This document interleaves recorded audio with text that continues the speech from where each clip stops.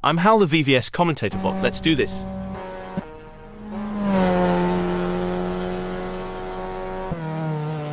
James posted a 1:35.044 on their last lap. How will they do on this one?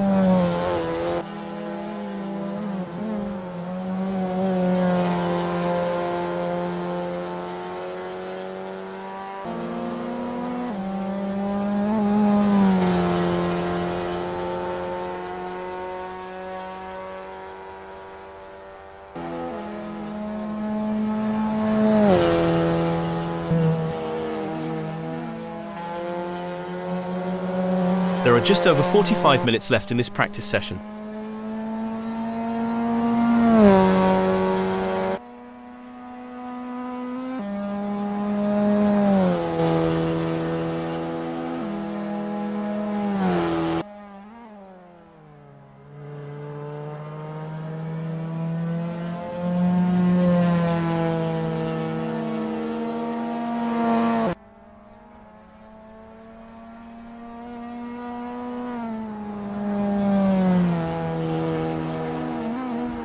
There are just over 45 minutes left in this practice session.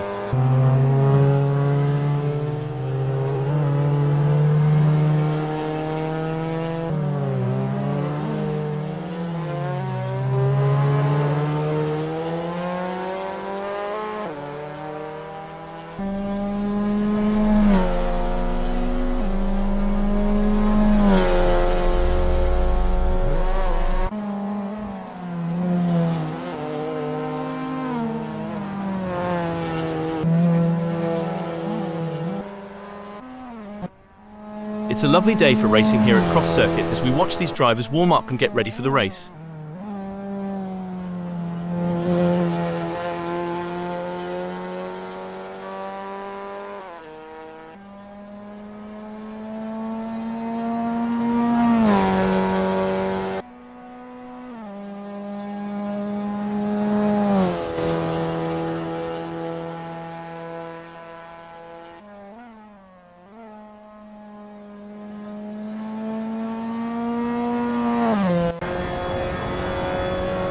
Walters is getting to grips with the Mazda MX5 Cup in this practice session.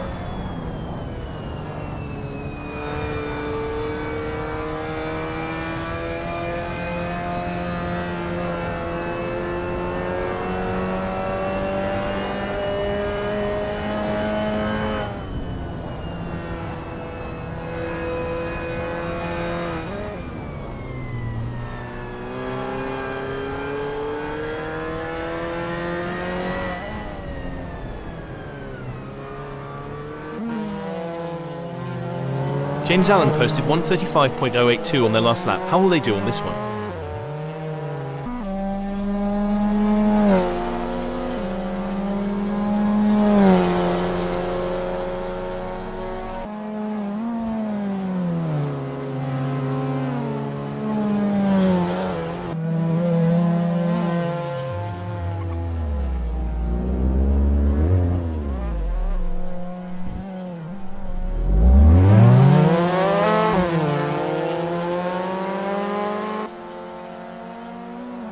Walters has a best lap time of 1:36.649.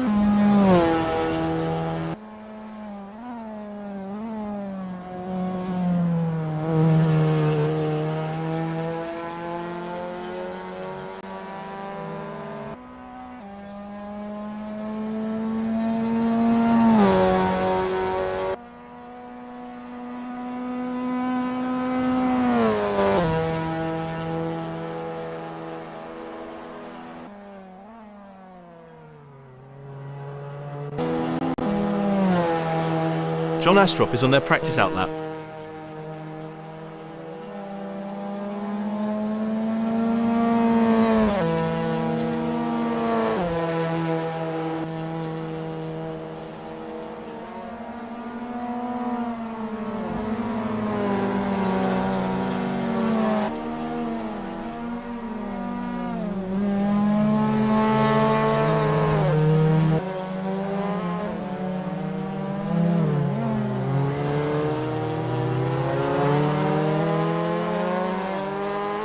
With just 41 minutes left before we move to qualification, there is not long left for these drivers to finish their preparations.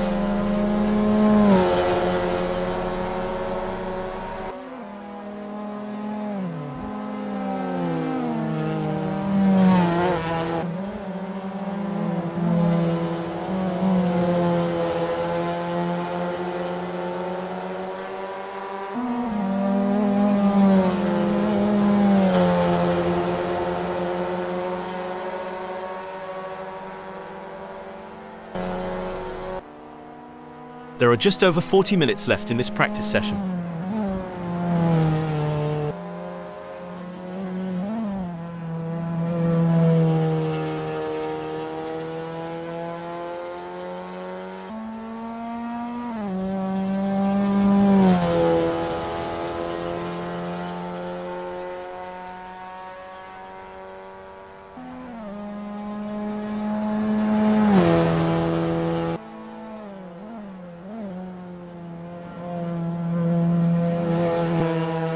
There are just over 40 minutes left in this practice session.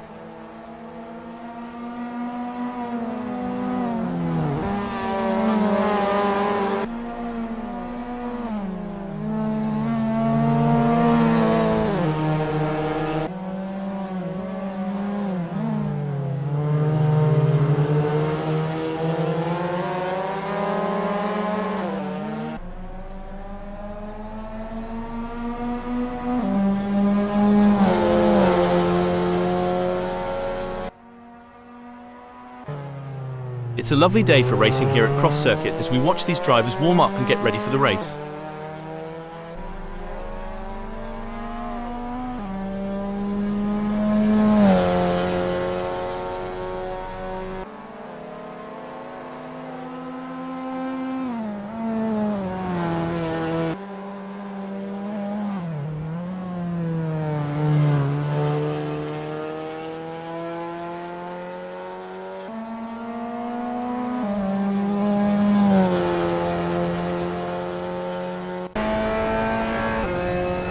James Allen has a best lap time of 1:35.023.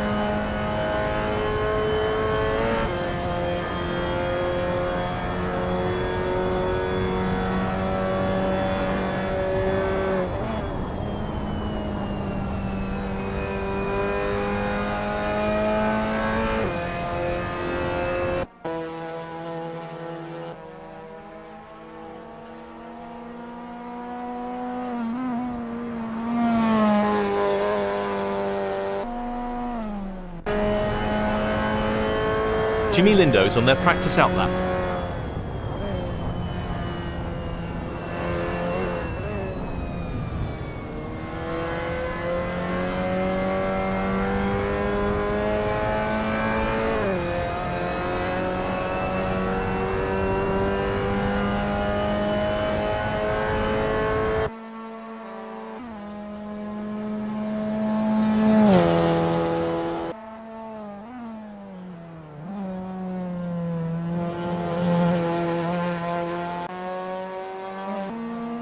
James posted a 1:36.476 on their last lap. How will they do on this one?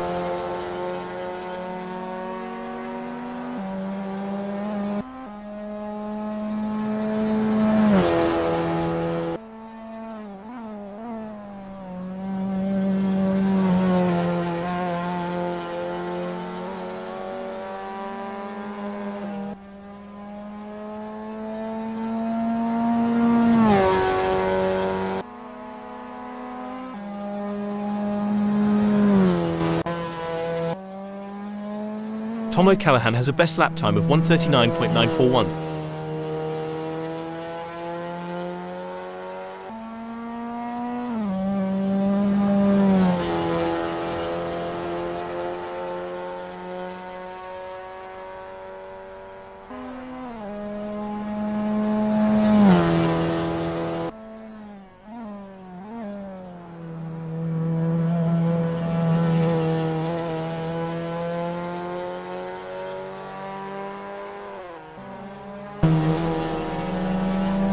With just 36 minutes left before we move to qualification, there is not long left for these drivers to finish their preparations.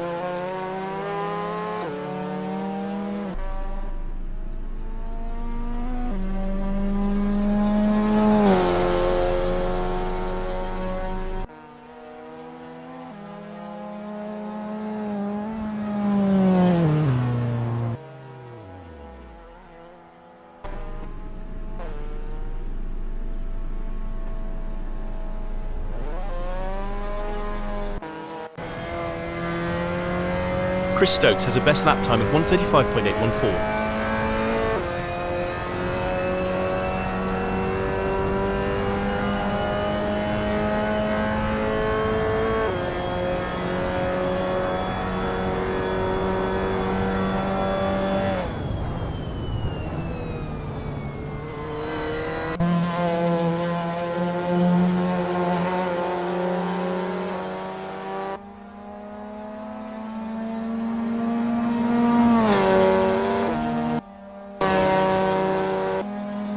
There are just over 35 minutes left in this practice session.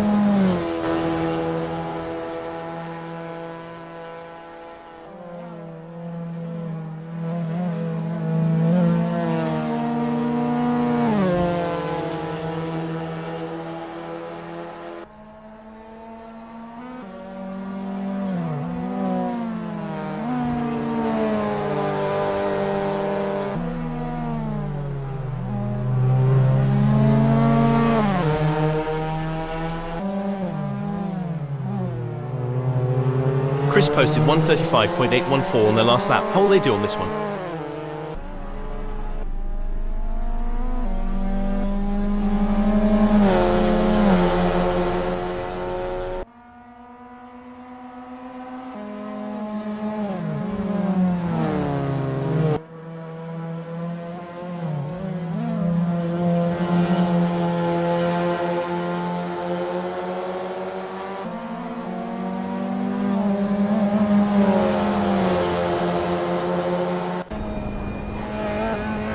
John Astrop is on their first practice flying lap.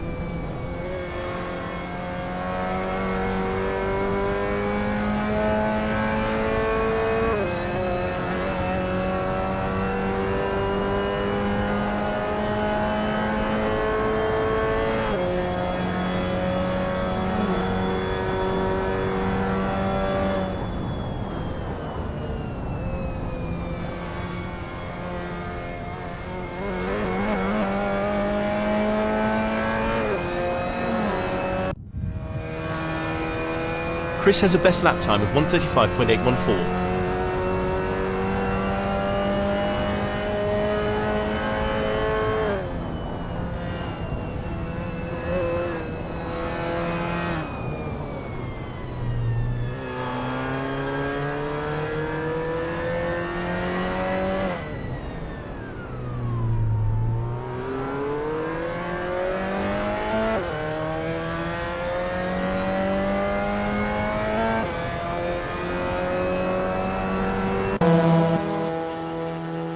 With just 33 minutes left before we move to qualification, there is not long left for these drivers to finish their preparations.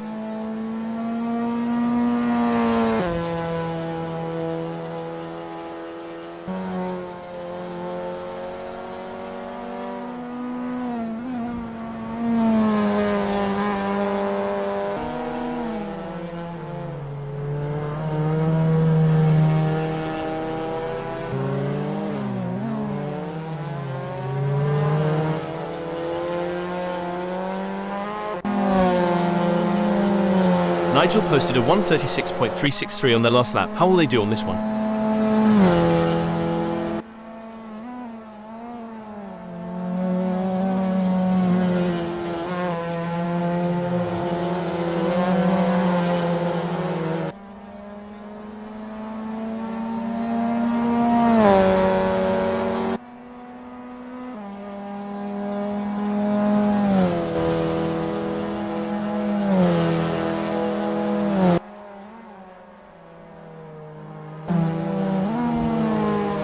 Lindo is getting to grips with the Mazda MX5 Cup in this practice session.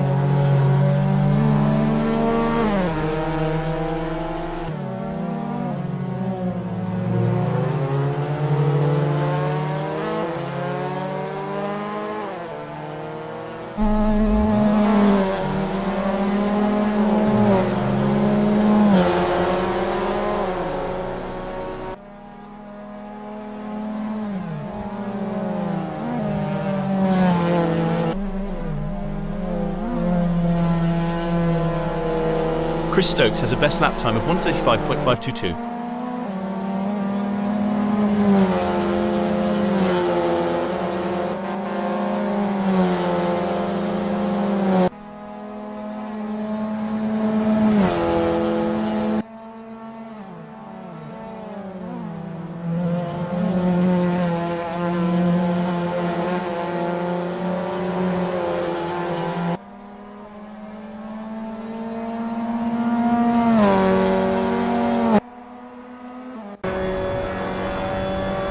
There are just over 30 minutes left in this practice session.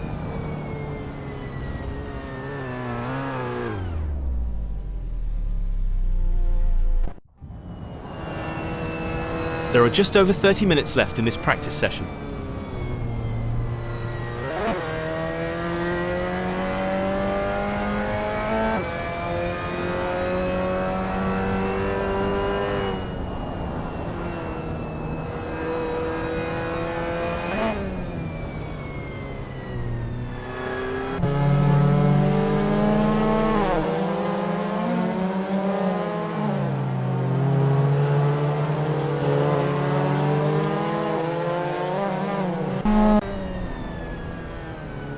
Nigel posted 1:36.128 on their last lap. How will they do on this one?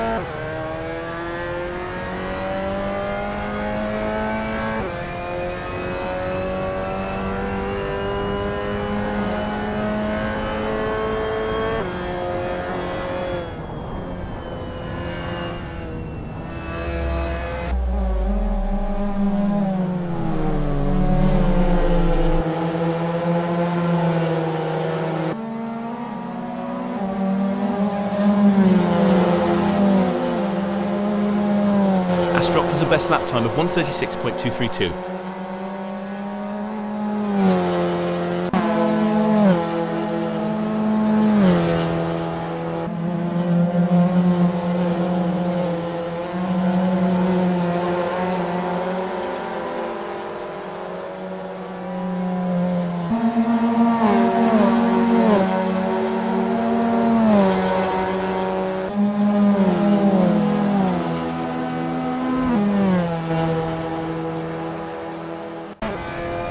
It's a lovely day for racing here at Croft Circuit as we watch these drivers warm up and get ready for the race.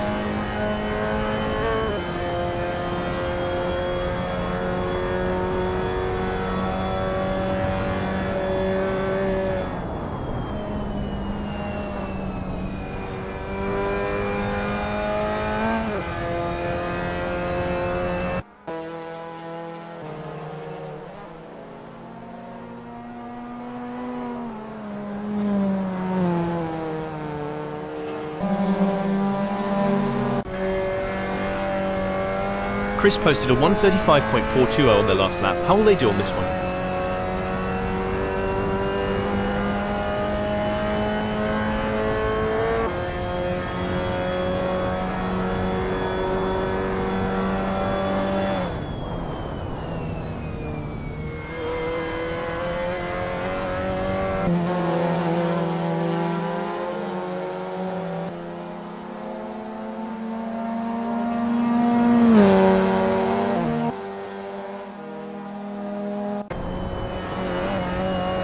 With just 27 minutes left before we move to qualification, there is not long left for these drivers to finish their preparations.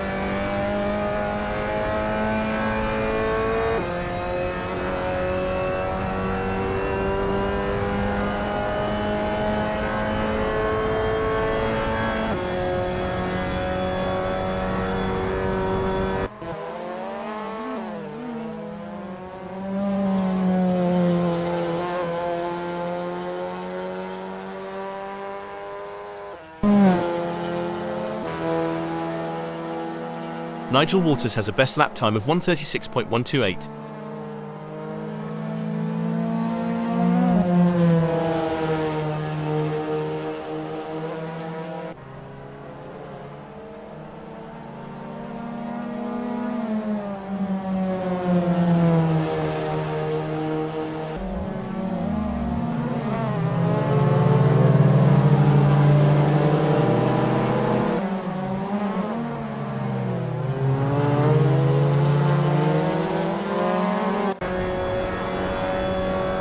Callahan posted 2:35.331 on their last lap. How will they do on this one?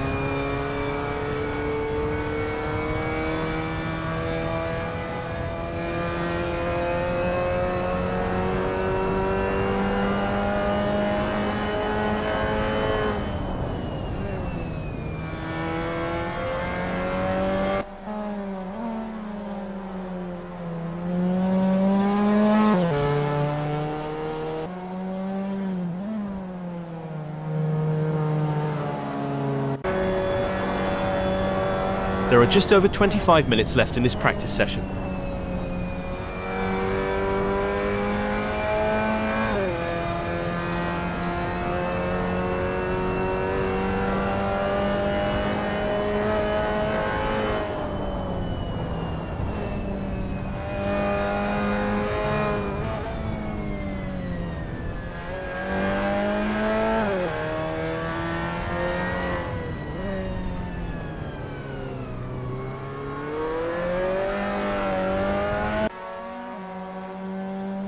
There are just over 25 minutes left in this practice session.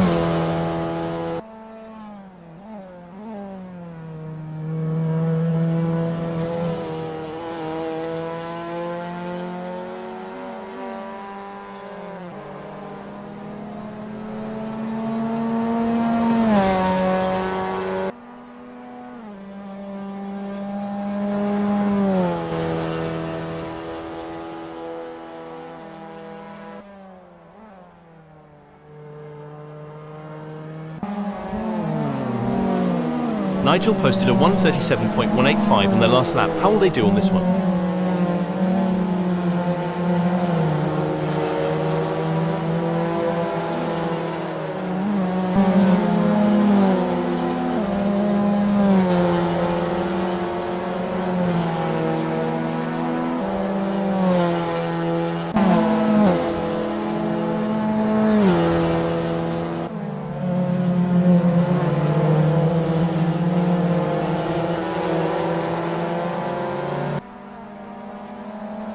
Bart van der Sande has a best lap time of 1:34.968.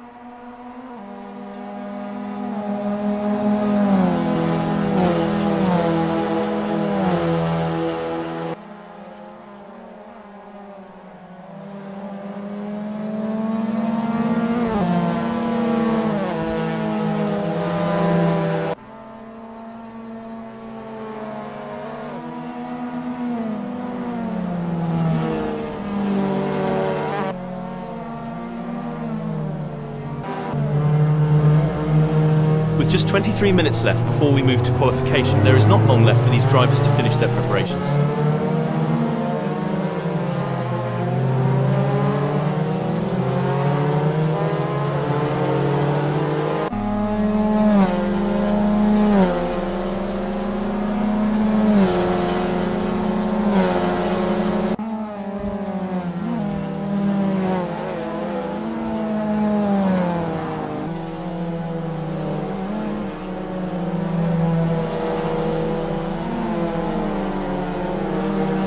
Daniel Coxis is on their practice out lap.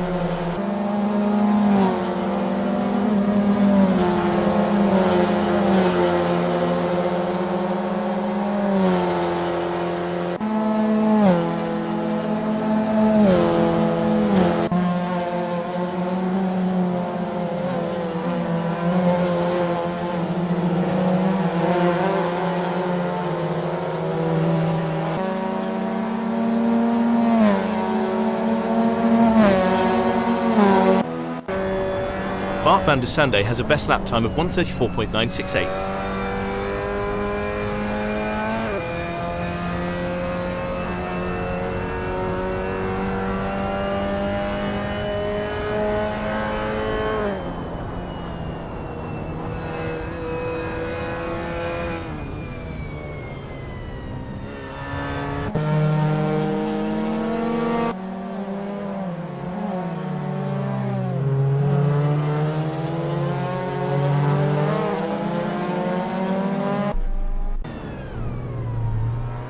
Chris posted a 3:52.110 on their last lap. How will they do on this one?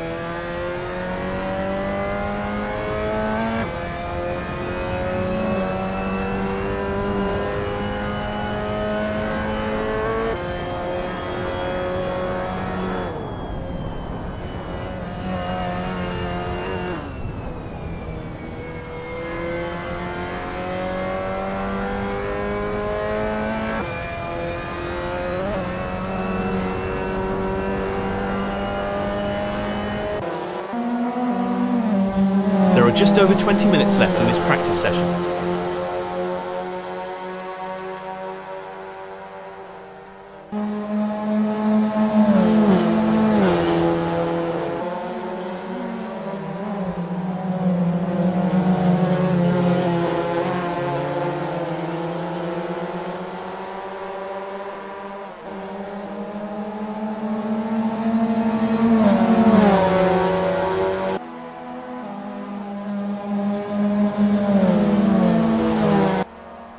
There are just over 20 minutes left in this practice session.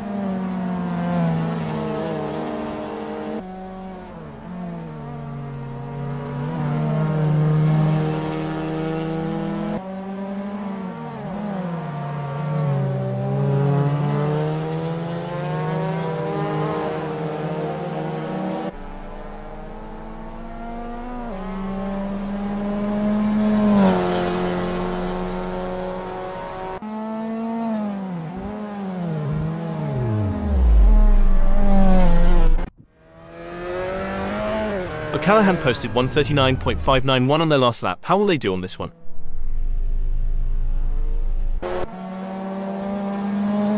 With just 19 minutes left before we move to qualification, there is not long left for these drivers to finish their preparations.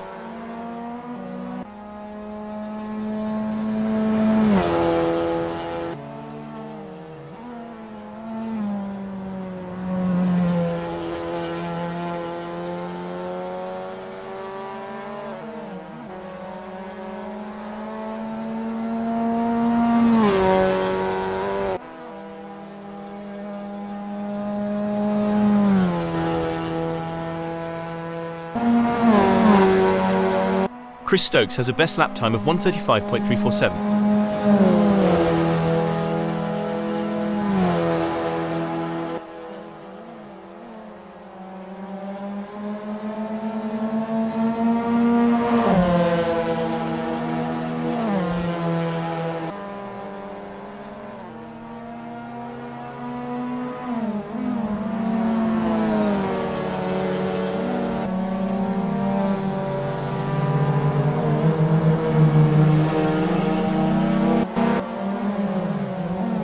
James posted a 1:35.186 on their last lap. How will they do on this one?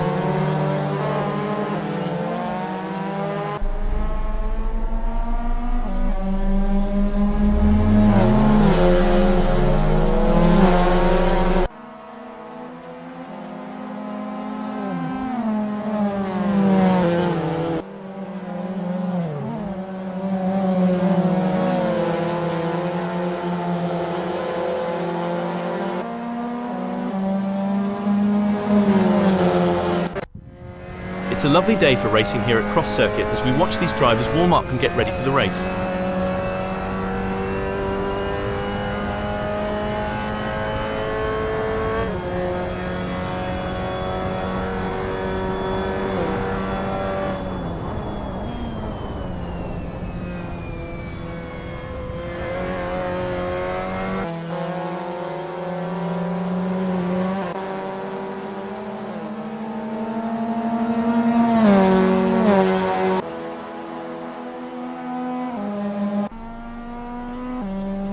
Greg Sabo has a best lap time of 1:34.968.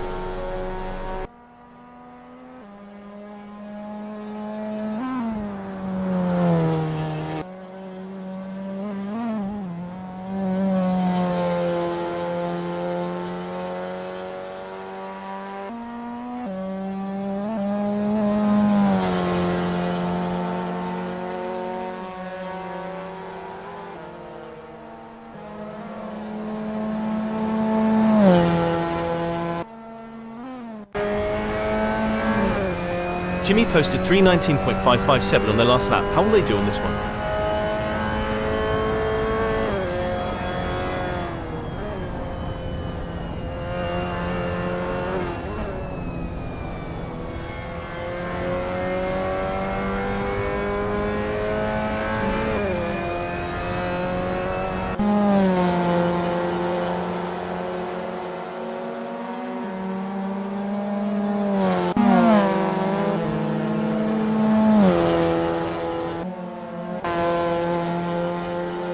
There are just over 15 minutes left in this practice session.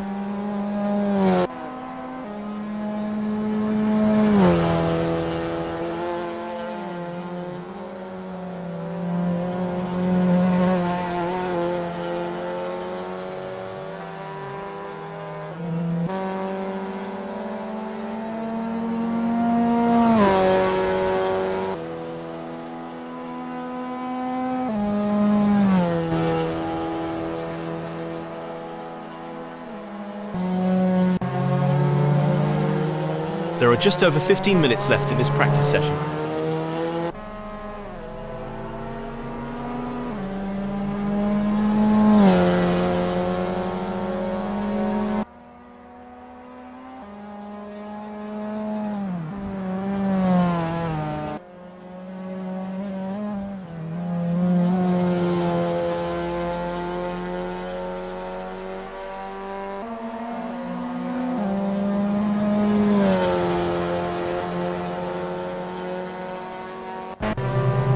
Daniel Coxis is on their practice outlap.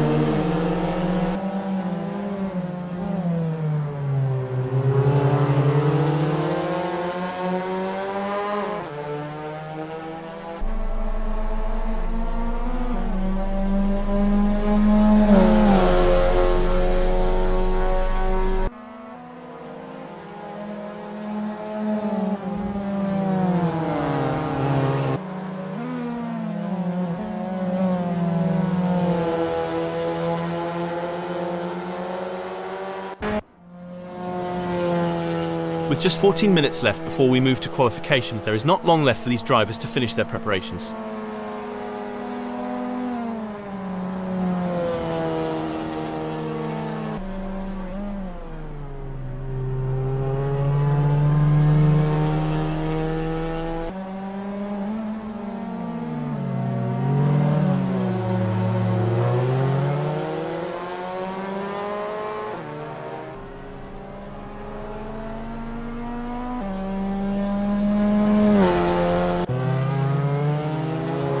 Chris posted a 1:35.081 on their last lap. How will they do on this one?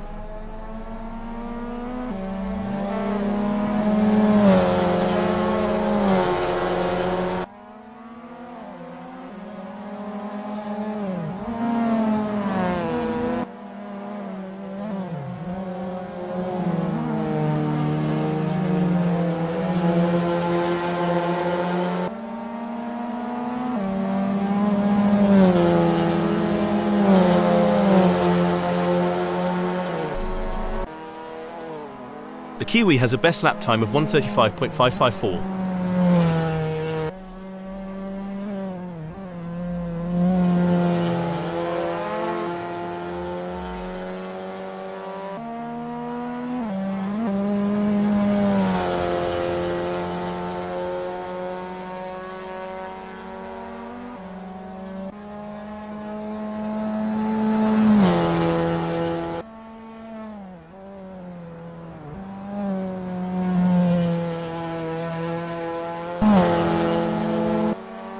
Sing and Donk posted 1:36.093 on their last lap. How will they do on this one?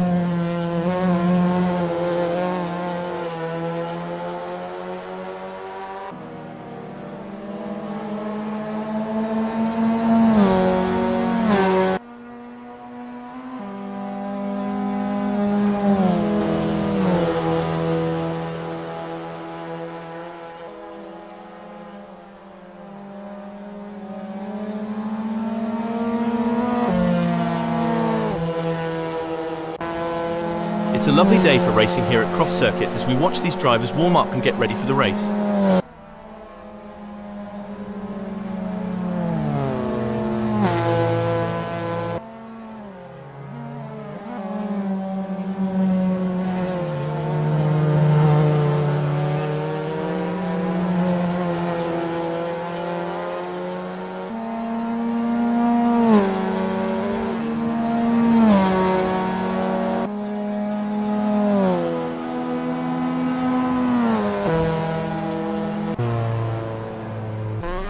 David Constable-Berry has a best lap time of 1:35.212.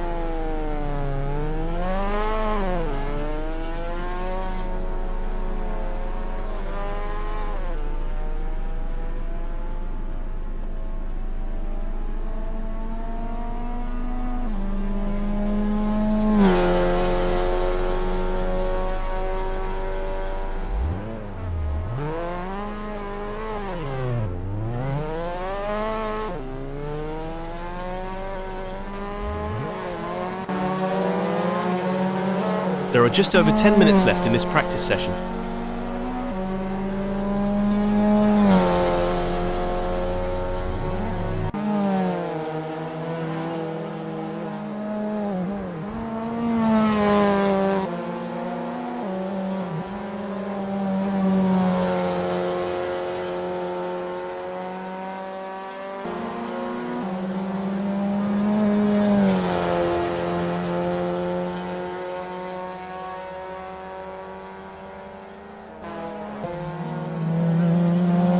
With just 9 minutes left before we move to qualification, there is not long left for these drivers to finish their preparations.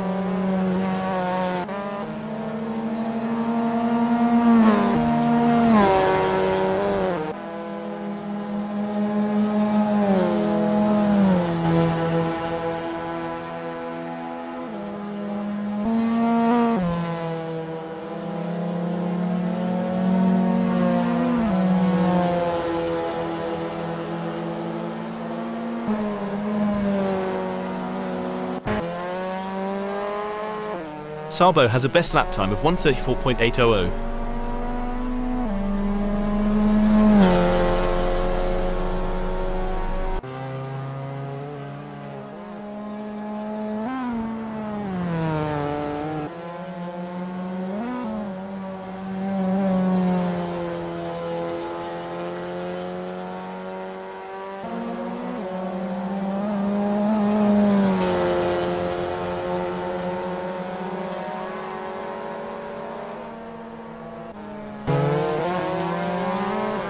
Chris posted a 1:35.508 on their last lap. How will they do on this one?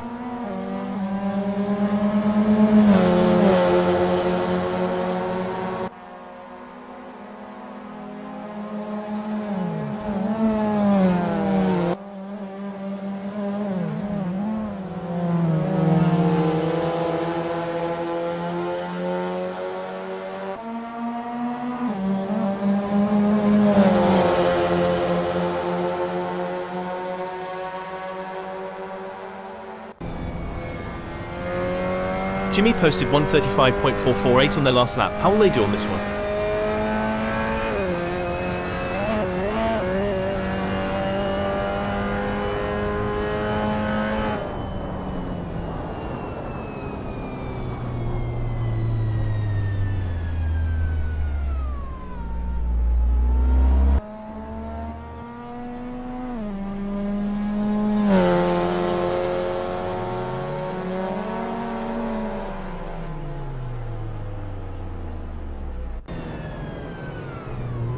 With just 7 minutes left before we move to qualification, there is not long left for these drivers to finish their preparations.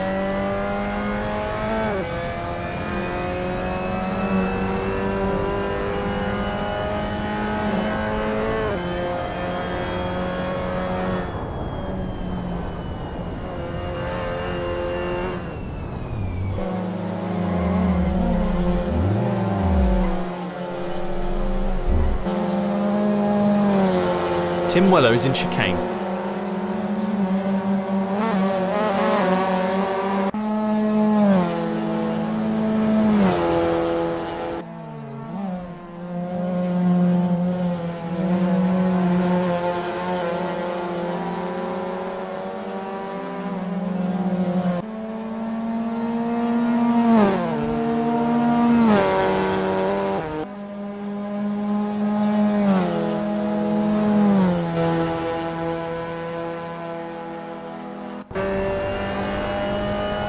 Phil Bodkin is on their practice out lap.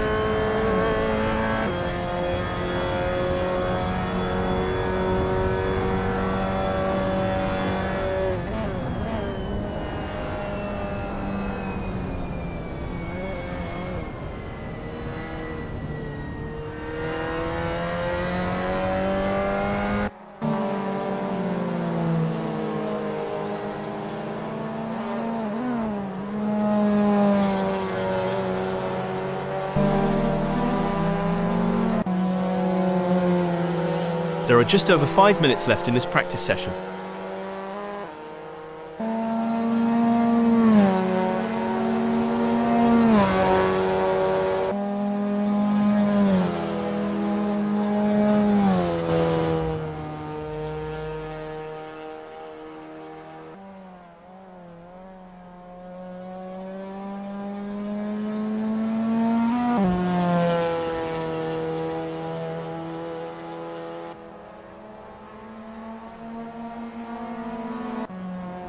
There are just over 5 minutes left in this practice session.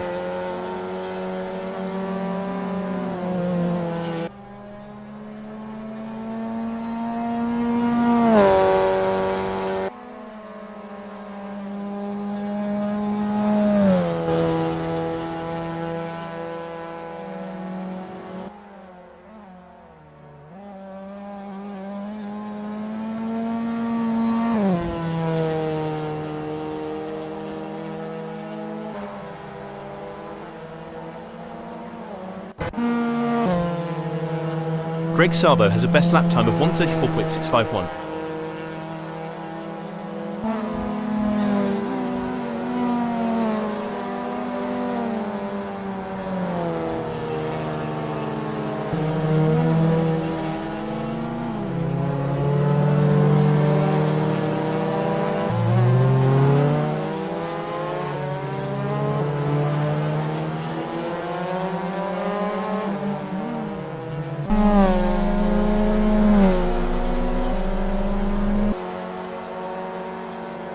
John posted a 1:55.079 on their last lap. How will they do on this one?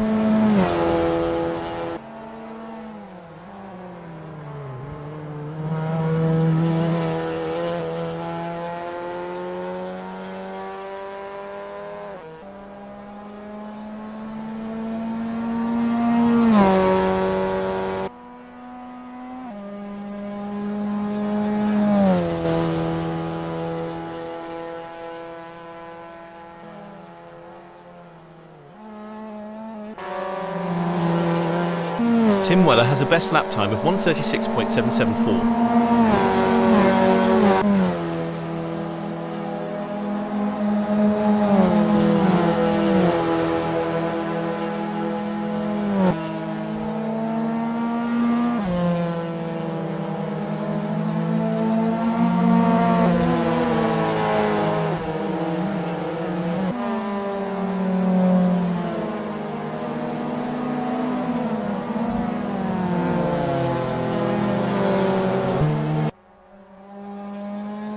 Phil Bodkin is on their first practice flying lap.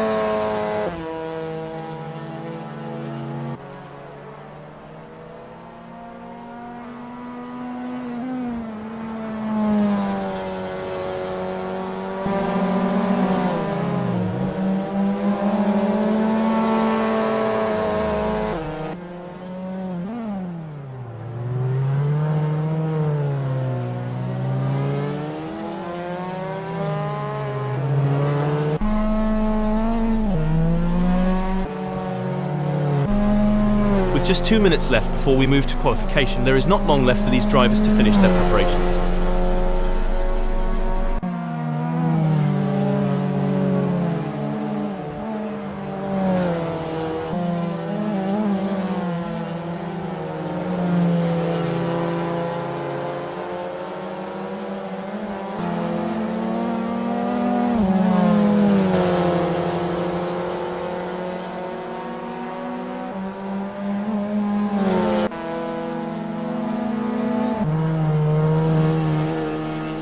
MX5 has a best lap time of 1:35.217.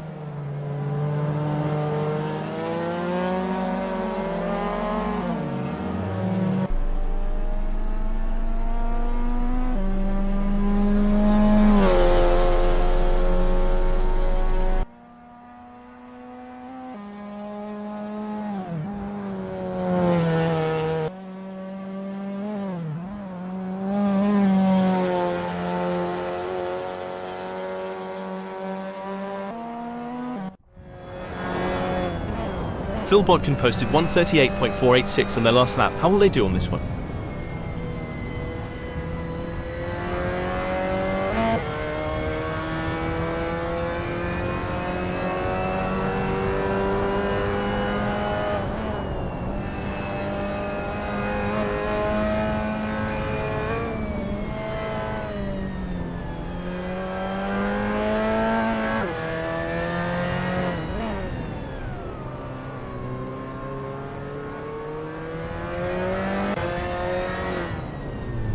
Dominic posted a 1:42.841 on their last lap. How will they do on this one?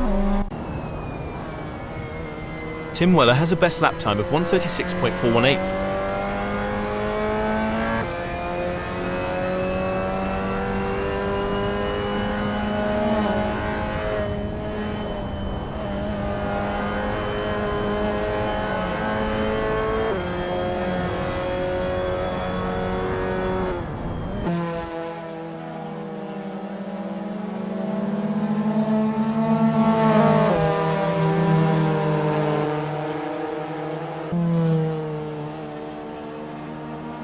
Greg Sabo has a best lap time of 1:34.651.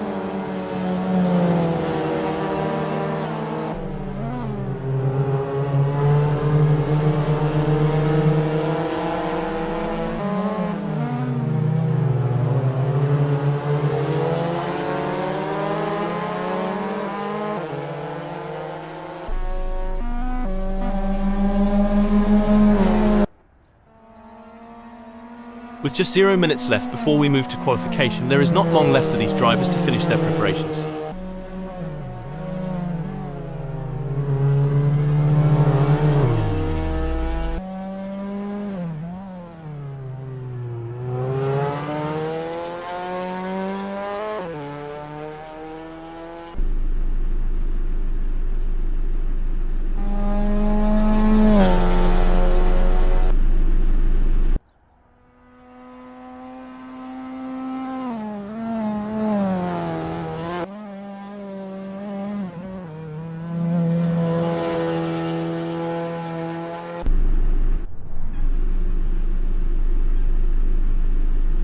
Chris posted a 3:22.564 on their last lap. How will they do on this one?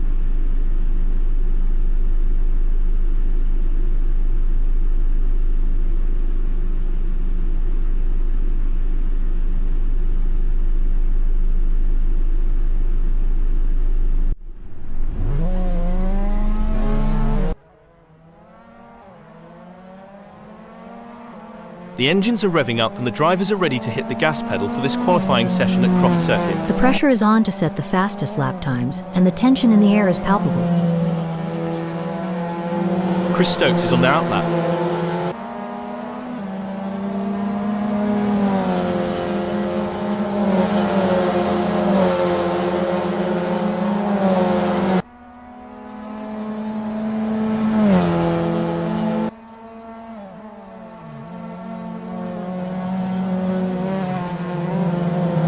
It's all about strategy in these early moments. Lord Farquaad is taking their time to prepare for their qualifying run and get everything just right. These are the moments that really matter. Let's see if Matt can deliver.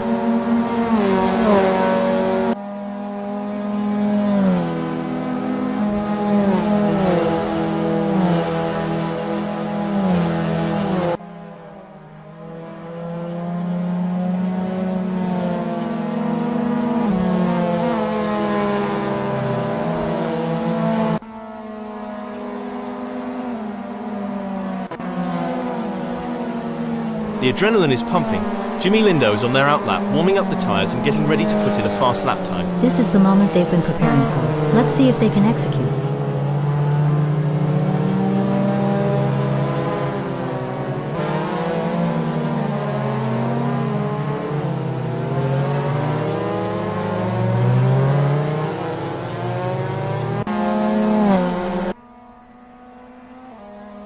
It looks like Chris is getting ready to make their move. They're taking their time to warm up those tires and get everything just right. It's all about finding that balance between staying calm and focused while also pushing the limits.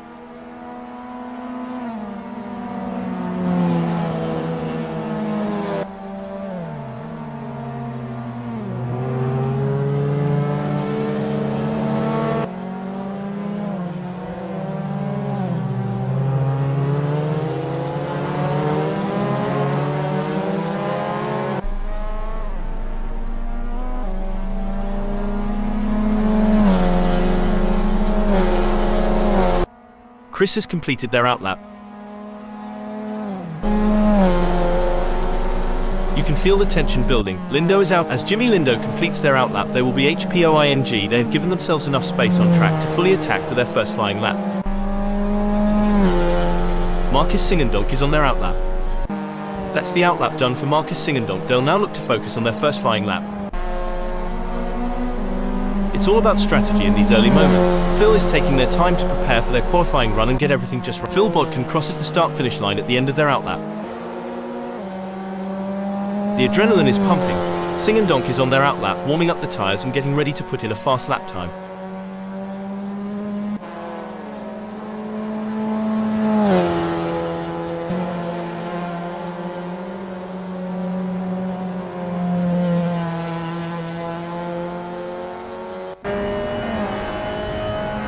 This is what it's all about. Bart van der Sande is putting on a show for the fans in this qualifying session.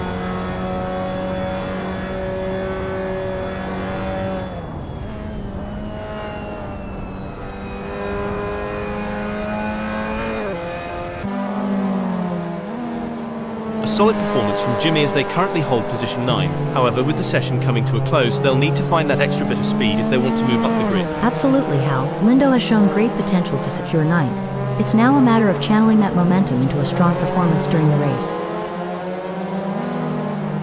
Daniel Coxis has put in a great effort and currently holds 10th. With the session winding down, can they unleash their full potential and improve their starting position?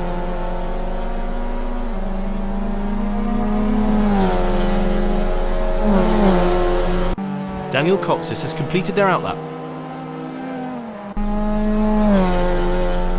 A challenging session for Marcus Singendonk. So that's the outlap done for Marcus Singendonk. They'll now look to focus on their first flying lap. Currently in 7th, Dom has displayed promising speed during the qualifying session. Dom has completed their first flying lap in 1:35.674. Not the ideal start for James Allen in this qualifying session. Currently in 13th position, they'll be eager to put together a strong final lap to improve their standing. The pressure is on and they'll need to deliver their best performance.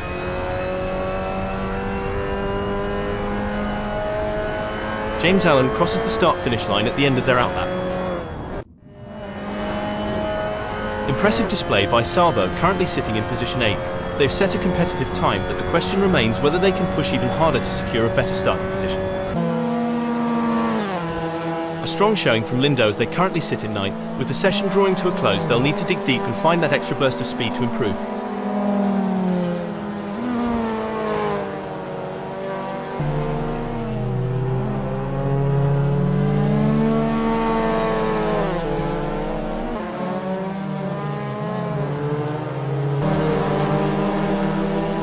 Greg has secured a respectable 8th in the qualifying session. Can they capitalize on this position and use it as a launching pad for a stronger race performance? You're absolutely right, Hal. Szabo's current position of 8th reflects their strong qualifying performance. Now they'll need to strategize and capitalize on this starting position. Sabo has just completed a lap in 1:35.386. Let's see if they can improve on that time further. What a performance from Greg. They currently occupy 6th on the grid. Can they maintain this strong position and secure a favourable starting spot?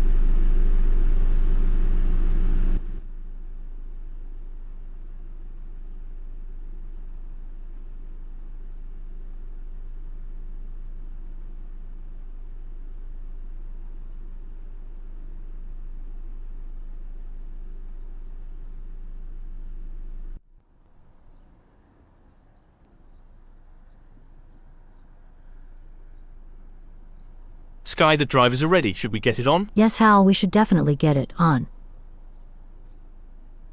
Starting from pole position is a great opportunity for Bart van der Sande to take control of the race. Chris Stokes will begin the race from the 2nd spot on the starting grid. But they're going to have to be quick out of the blocks if they want to keep up with the top performers.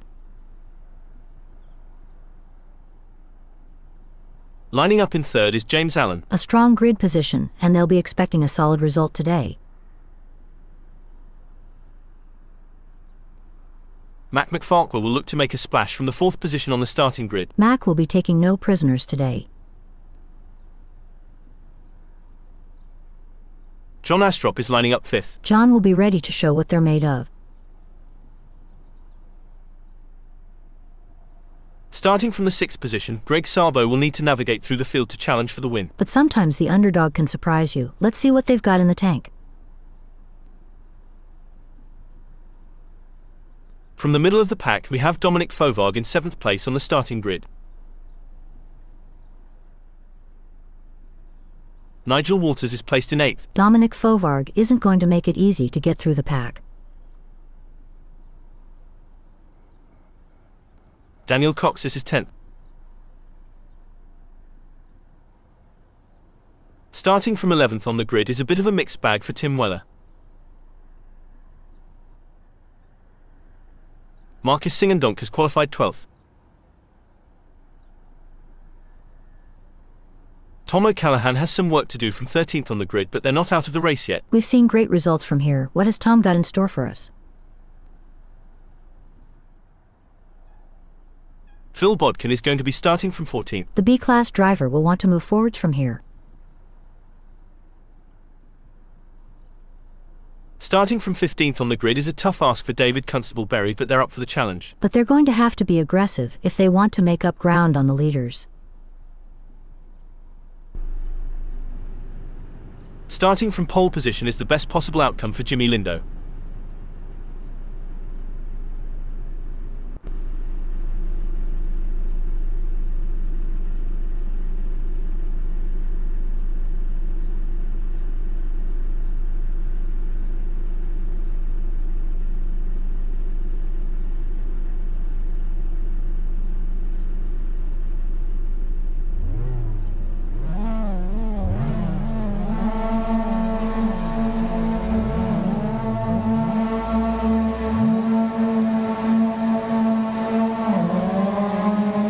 The green light signals the beginning of an epic race. As the drivers jostle for position, it's all about keeping their cool under pressure. The first lap can be chaotic, and avoiding any major incidents is key.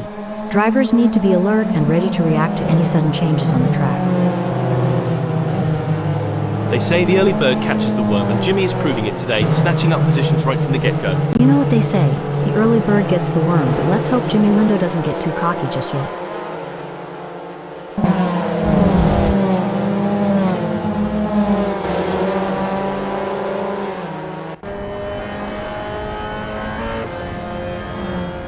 Constable-Berry must have taken a page out of a superhero's book, because they've just shot off like the Flash. Now they just need to maintain that speed and focus. It's too early to count chickens just yet. Hella race isn't won in the first lap, but I've seen plenty end there.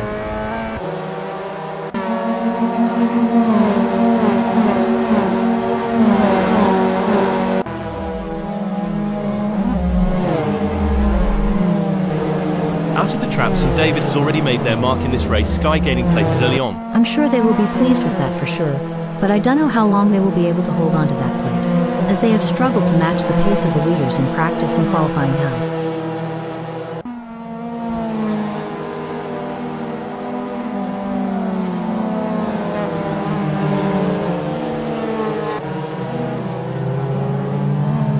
going to be one hell of a race. I can already feel it. I, for one, am really excited, Hal. The rivalry between Greg Sabo and David has been building before the race, and this is where scores are settled. It's not going to plan for Sabo. They're still behind David Constable-Berry and the gap is increasing. I don't think they have an answer for this right now. Breaking news, folks. This is a disaster for Jimmy Lindo and the Mazda MX5 Cup coming into the pits and isn't going to do much to improve their chances in this race.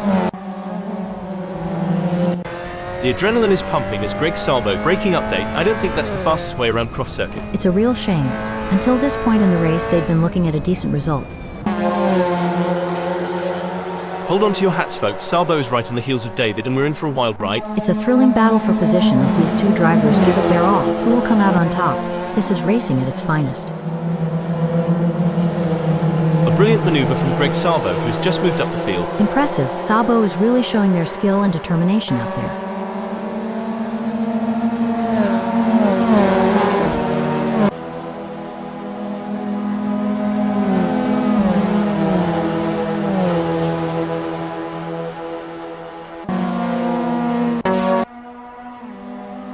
No room for error here.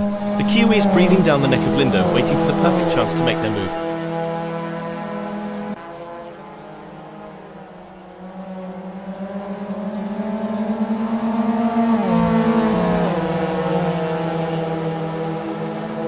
It's been a solid race so far for John. They're holding their position and keeping a steady pace.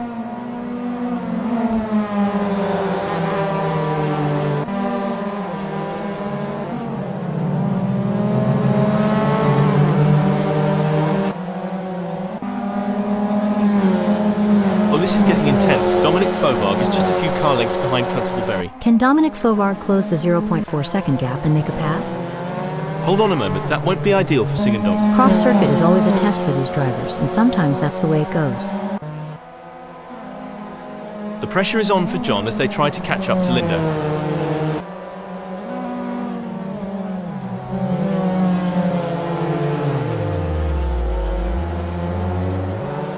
A great pass for Astrop as they pick off other drivers and move up the field. Meanwhile, Jimmy Lindo has lost ground. Absolutely, Hal. But there's still a long way to go in this race, and John can't afford to get complacent. They have to keep driving with intensity and focus.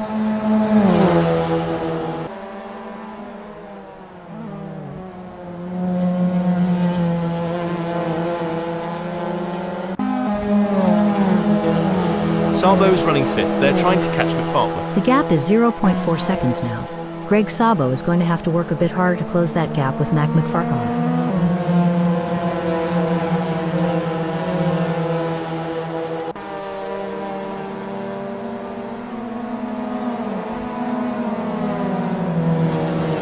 The gap between Greg and Lord Farquhar is growing. It's now up to 0.9 seconds. This is where the mental toughness of Greg Sabo comes into play.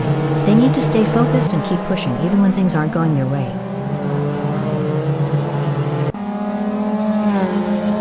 This is where the skill and experience of the drivers really come into play. James Allen will need to stay focused and keep pushing even when the gap seems insurmountable. It's not over until the checkered flag drops.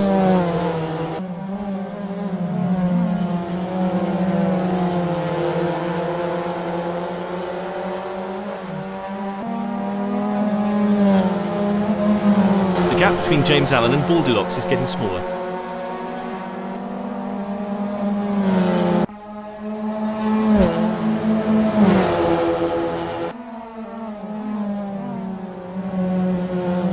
It's a tale of two drivers right now, with Allen gaining places and Chris Stokes losing them. Where there's a will, there's a relative. While Baldilocks is really pushing hard to catch up to Allen, there's blood in the water for second place.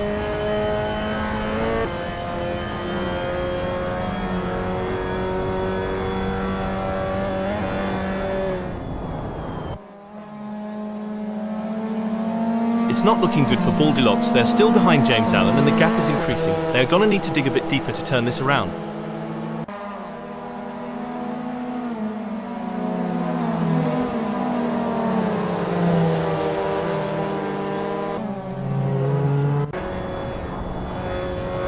Well, this is getting intense. Tim Weller is just behind Coxus. It's going to be a close one. Tim Weller will have to push hard to create an opportunity.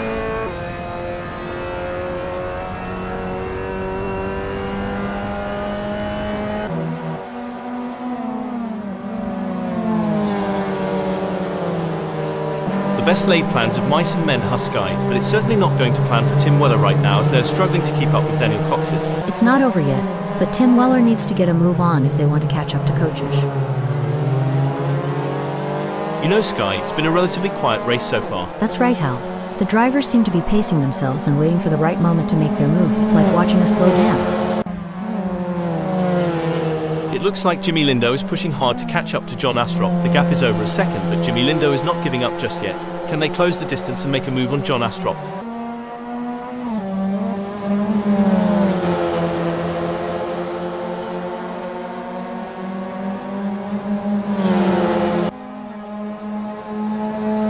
It looks like we might get a battle between Jimmy and John. This is what racing is all about. It's anyone's game at this point. Who will come out on top? The drivers are really pushing their limits out there on the track. It's like they're trying to outrun the laws of physics, but we all know that's impossible, or is it? I mean, we're a couple of AI commenting on a race. Anything can happen. Haha, you have a point there. And speaking of pushing limits, these cars are breaking records left and right. They're so fast, it's like they're breaking the sound barrier, or at least the speed limit. I hope the police aren't watching. The tension is building as Sing and Donk trails behind Tim Weller. The gap is slowly but surely decreasing and the pressure is mounting. Can Tim Weller hold on, or will Marcus Sing and Donk be able to close them down? It's a nail-biting race for sure, with both drivers showing incredible skill and determination. But Tim Weller is not going to give up their position easily. This is going to be a battle to the very end, with Marcus Sing and Donk and P13 doing everything they can to catch up.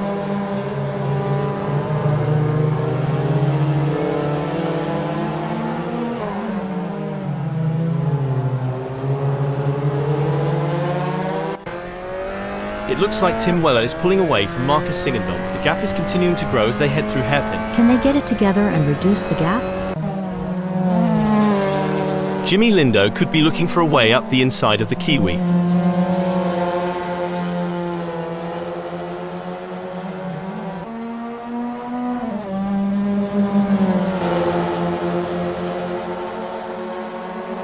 Lindo has just put in a faster lap than John, so that's going to give them something to worry about.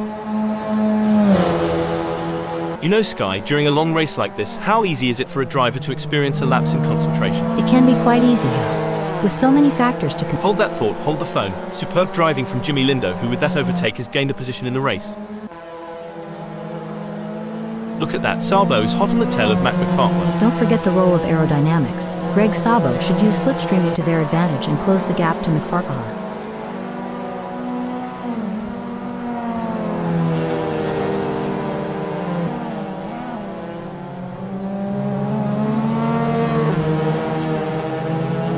The drivers are getting faster as they settle into their cars and get used to the conditions, with Greg Sabo just putting in their best lap so far with a 1 minute.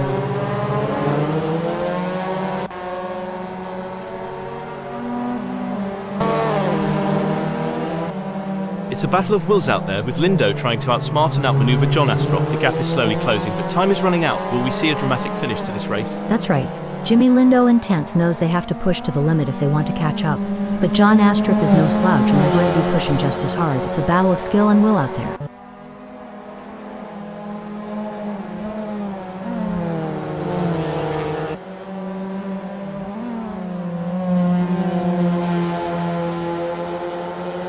Jimmy Lindo is trying their best but can't seem to find the pace to keep up with John Astrop at the moment.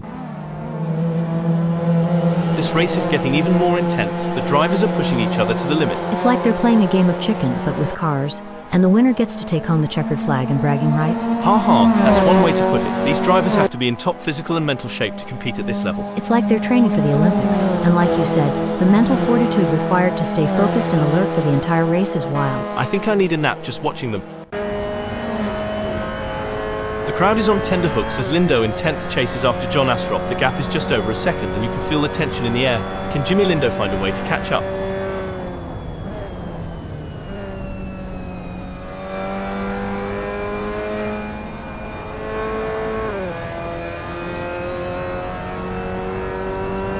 It's game on now. Lindo has closed the gap to the Kiwi. It's now down to 0.2 seconds. He'll be looking for a mistake to pounce on.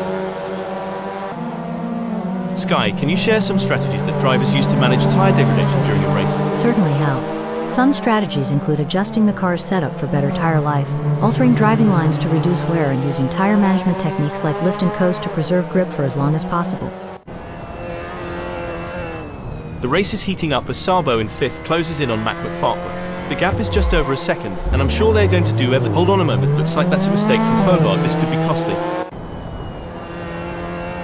This is a thrilling battle as Jimmy Lindo edges closer to John in their fight for P9. The mental game is just as important here. Lindo must keep their cool while putting pressure on John.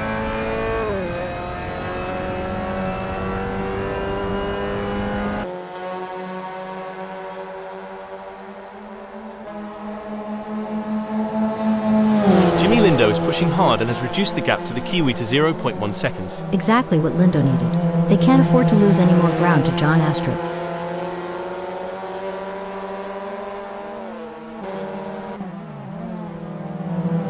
This is where the race gets really interesting. Coxis is closing in on Marcus. It's a fine line between pushing the car to its limits and losing control. Kochish is really walking that tightrope.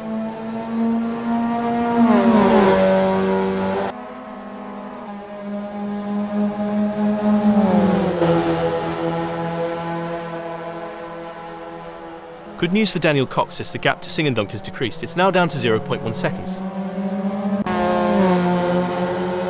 It's like Van der Sunday has saved all their energy for this final stretch. You got this, keep your cool.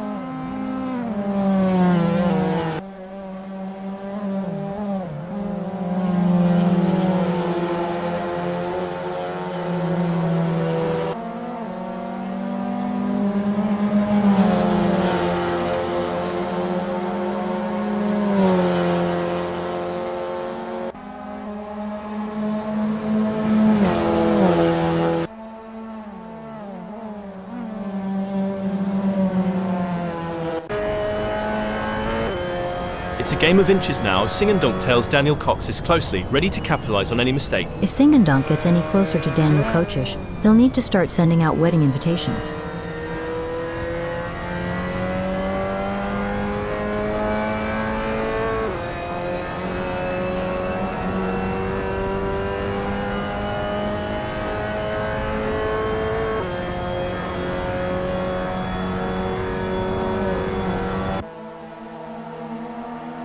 The gap between Bart van der Sande and James Allen is not insurmountable, but it's going to take a mistake from Bart van der Sande to bring James Allen into play. Absolutely right, Hal, and James Allen knows that too. They have to keep driving at their best if they want to take advantage of any opportunity that comes their way.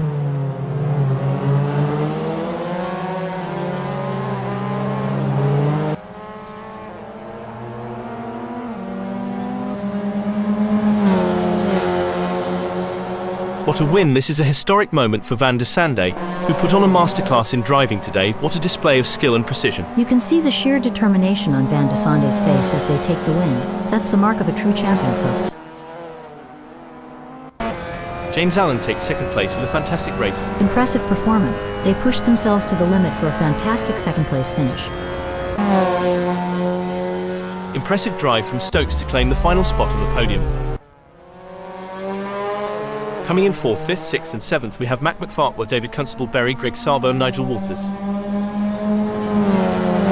8th, 9th and 10th is Dominic Fovard, John Astrup and Jimmy Lindo.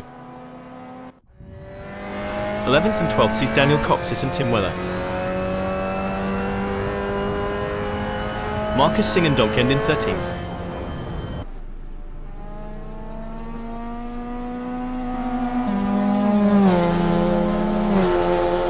Phil Bodkin take 14th. In 15th it's Tom O'Callaghan.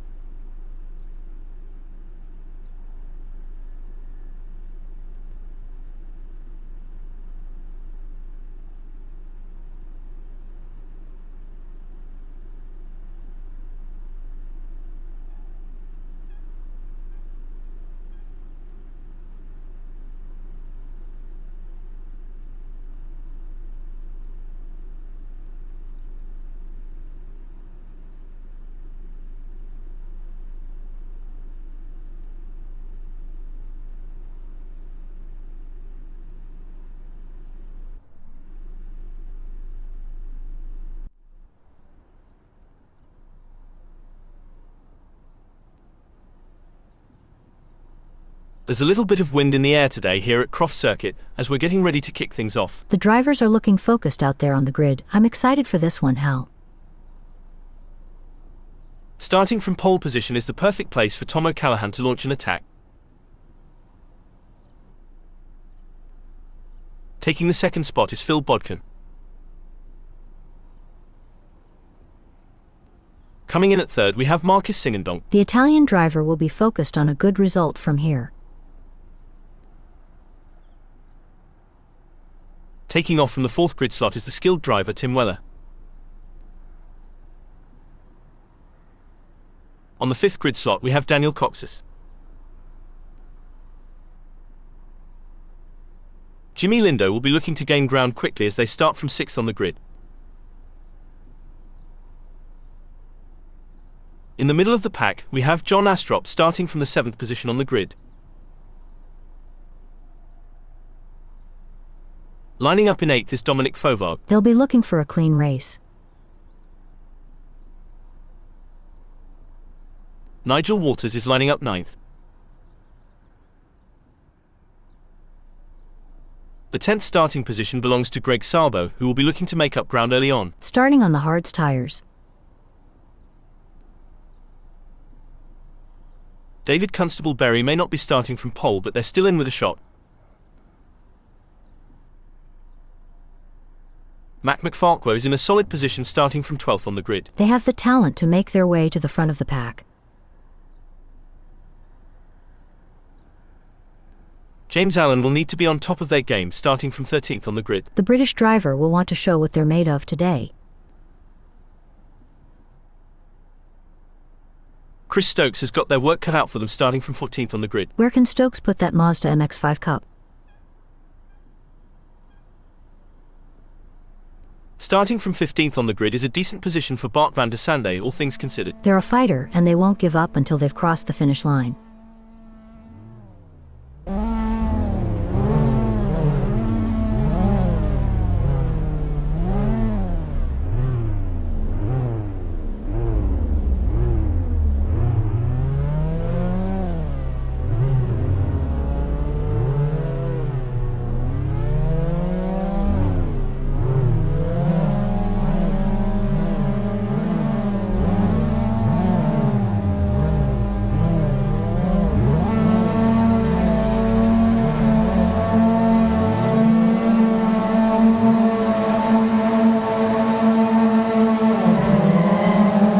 The race has begun full throttle ahead. This first lap is crucial as drivers need to establish their position early on. Concentration is crucial as they navigate through the pack and try to establish a strong position.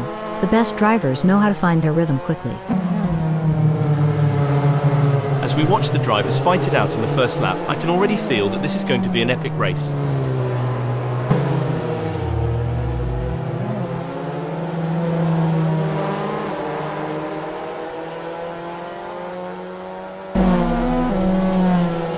The tension is palpable here. No one will want to make a crucial mistake on the first lap.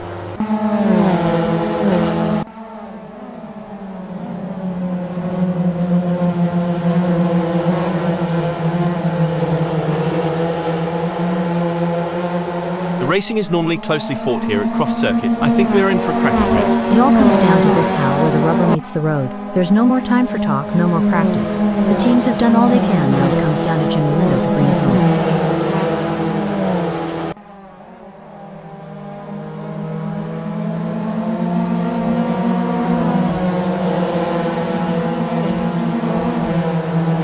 It's brilliant to see such a full grid here today.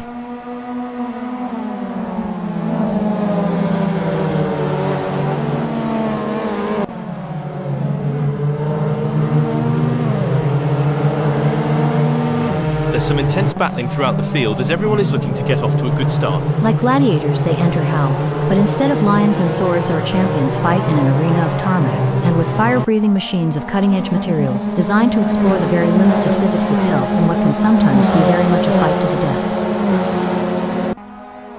death. Big gains for Dominic as they move up the field, leaving Marcus Singendonk behind.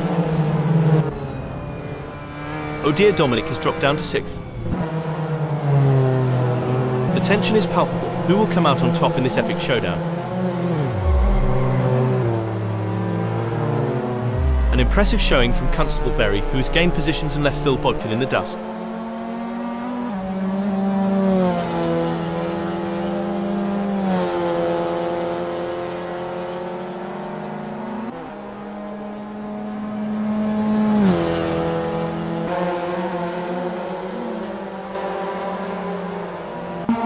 We got a close battle as Mac McFartwell closes in on Sabo.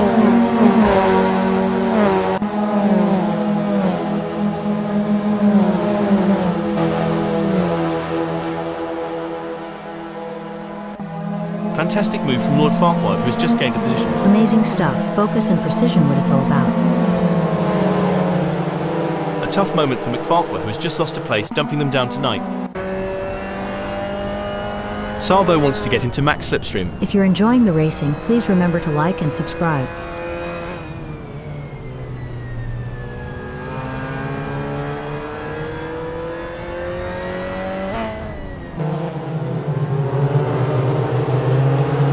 There's not much to report on from Greg Sabo at the moment. They're just keeping their head down and putting in consistent laps. Consistency is key in racing. Sabo just needs to keep doing what they're doing and wait for opportunities to present themselves. Great driving from Greg Sabo, who has just gained a place and moved up to 7th. That's what we like to see. Sabo is really showing their class today. It's neck and neck, the closest battle we've seen in a while. Can they close up enough for a pass? I don't see it personally. Oh, the pressure is on for Mac McFartwell. Trapped between Baldilock 0.2 seconds away and Sabo just ahead with a gap of 0.1 seconds. They must defend their position while seeking an opportunity to advance. Stop the press now. I may be wrong here, but I'm not sure that's the racing line. It's an intense battle for position as John tries to outmaneuver McFartwell. This is edge of your seat racing. A setback for the Kiwi, who has just been passed. So hold that thought, hold the phone, huff break for Astrop, who's just lost a position. Yes, but there's still plenty of race left. Astrop needs to stay calm and focused and make their move when the time is right. Marcus seems to be putting the pressure on James Allen. And they are poised to capitalize on any mistake. But who's going to make that mistake first?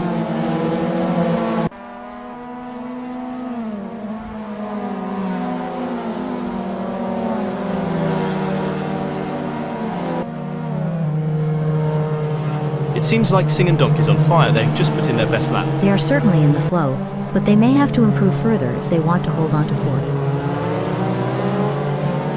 In your experience, Sky, what was the most challenging aspect of maintaining concentration during a race? The most challenging aspect, Hal, was managing the various inputs and distractions during the race, from radio communication. Stop the press. What a move. Marcus Singandonk has moved up to 3rd. Absolutely. Marcus Singandonk is really putting on a clinic out there, and they're making it look easy. The intensity is off the charts as David hounds McFartwell, both drivers pushing themselves to the absolute limit.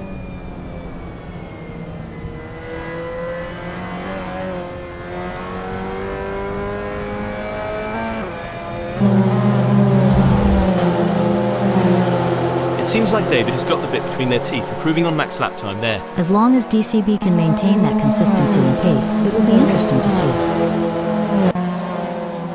A great moment for David Constable Berry, who has just gained a place and moved up the standings. You can't argue with results like that. Constable Berry is really making their mark on this race. This is what it's all about, folks. John is in hot pursuit of Van der Sande, who's just trying to stay ahead. If John Astrup pushes too hard, they might find themselves exploring the scenic route, and nobody's got time for sightseeing during the race.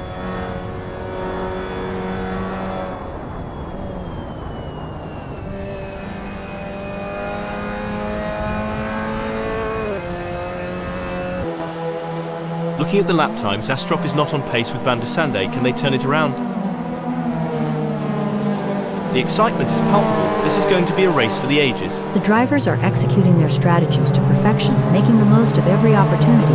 This is what top-level racing is all about. The crowd is on its feet as Mac chases down Fauvargue through hairpin.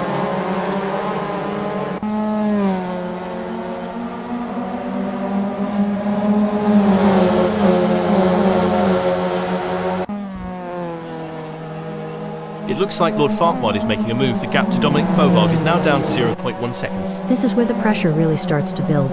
Both drivers will need to stay calm and focused if they want to come out on top. And Mac has just won the place from Fauvargue. It's a close race between Alan and Tim Weller in first. Hold that thought, hold the phone. I don't think that's the fastest way around Croft circuit. McFarquhar is giving it their all as they chase down Greg Sabo at P4.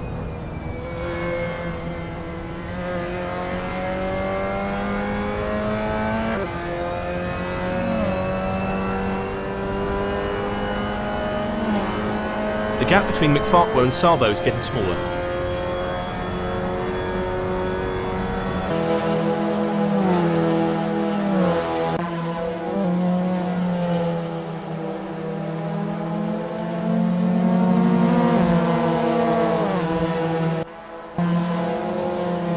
The pursuit is on. Knockoff Nigel is closing the gap on Van der Sande, determined to claim P10.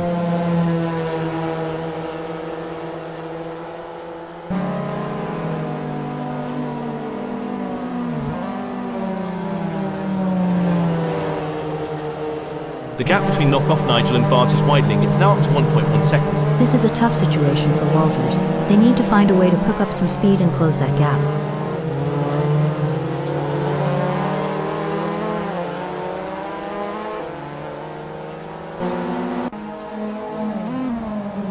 The action is non-stop as Mac shadows Greg Sabo through every twist and turn, determined to claim fourth. A misjudgment by either driver could result in a close encounter of the tire barrier kind, and that's one handshake they'll want to avoid.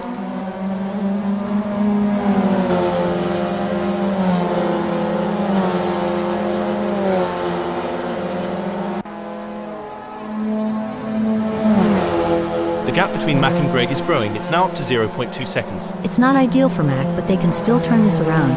They need to focus on their own driving and not let the gap get any bigger.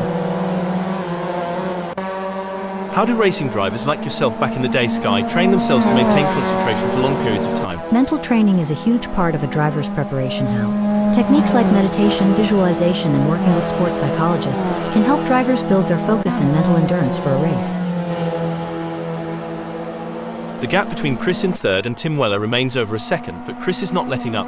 They're pushing hard and looking for any opportunity to close that gap up. Can they pull it back in the remaining 2 minutes?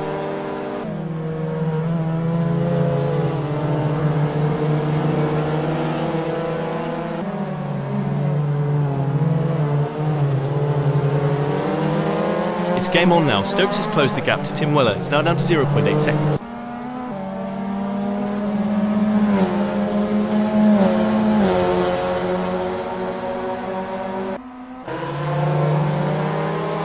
This is where the skill and experience of the drivers really come into play. Bart van der Sande will need to stay focused and keep pushing even when the gap seems insurmountable. It's not over until the checkered flag drops.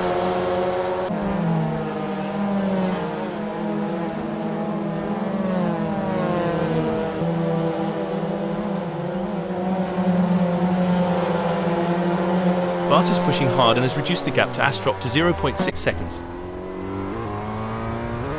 It looks like Walters is pushing hard to catch up to Bart van der Sande. The gap is over a second, but Walters is not giving up just yet. Can they close the distance and make a move on Bart van der Sande?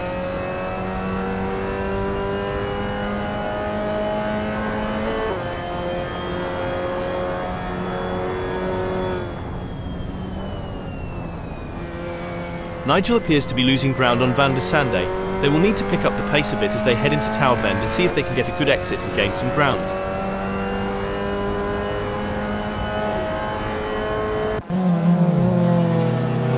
Sabo is on a mission, chasing Mac, who's desperately trying to stay ahead. The gap between them is just over 0.4 seconds. Who will have the speed and skill to come out on top? A great pass for Greg Sabo as they pick off other drivers and move up the field. Meanwhile, Mac McFarquhar has lost ground. Yes, but they have to keep pushing hard. This race is far from over and anything can happen. Sabo needs to stay focused and keep driving with skill and determination.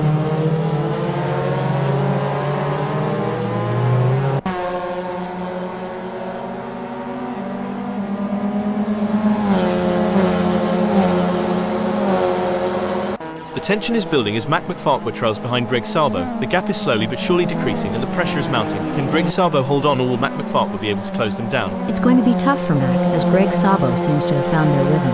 But anything can happen in racing, and we've seen Mac pull off some impressive moves before. I'm excited to see if they can make it happen again.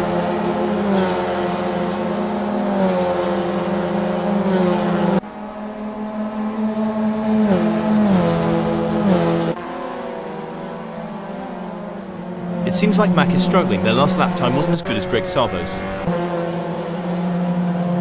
It's a classic case of chasing down the car ahead for Van der Sande, who is currently in P10, but John Astrup is not making it easy, and the gap remains over a second. This will require some expert driving from Bart van der Sande.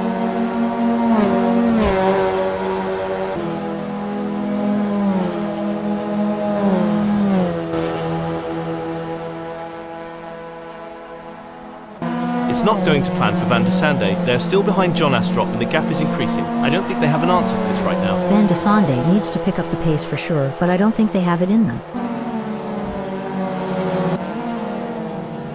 The race is really heating up. McFarquhar is hunting down Greg Sabo with everything they've got.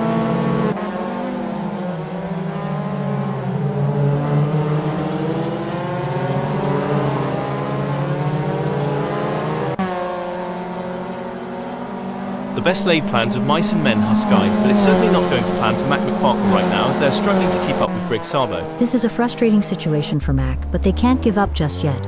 They need to keep pushing and hope for... Breaking update, oh dear, Walters has had an incident. It's a game of cat and mouse out there, with Bart trying to find the perfect opportunity to make a move on John Astrup. The gap is over a second, but every fraction counts. Can Bart van der Sande close in enough to mount a challenge? It's moments like these that make motorsports so exciting. We're witnessing a battle of skill and strategy between two great drivers, with Bart van der Sande in 10th determined to catch up. But we know the Kiwi isn't just going to hand it to them on a plate. Bart van der Sande is going to have to take it. It should be an interesting battle to watch as long as they can close that gap.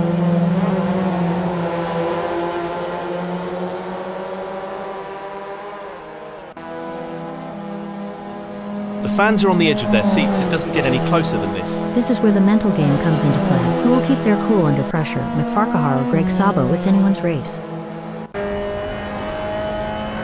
Wow, Alan is really pushing hard in these final moments of the race.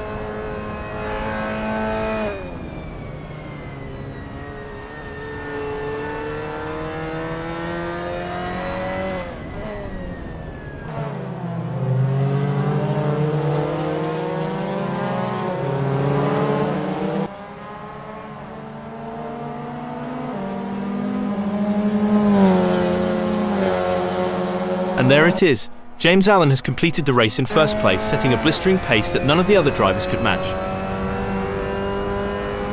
A nail-biting finish, but Chris claims second place. What a race from Tim Weller, showing their skill and determination for a great third-place finish. Great job bringing it home. Finishing 4th, 5th, 6th and 7th is Mac McFarquhar, Greg Sabo, Jimmy Lindo and David Constable-Berry. Dominic Fovard, John Astrup, Bart van der Sande and Nigel Walters claim 8th, 9th, 10th and 11th.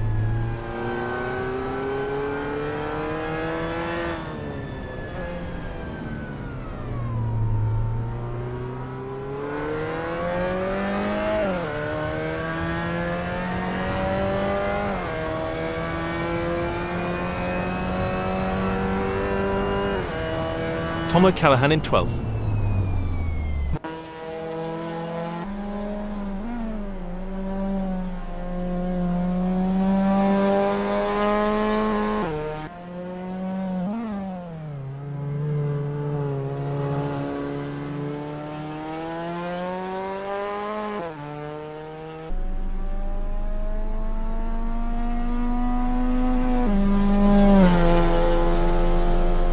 Coming in 13th, we have Phil Bodkin.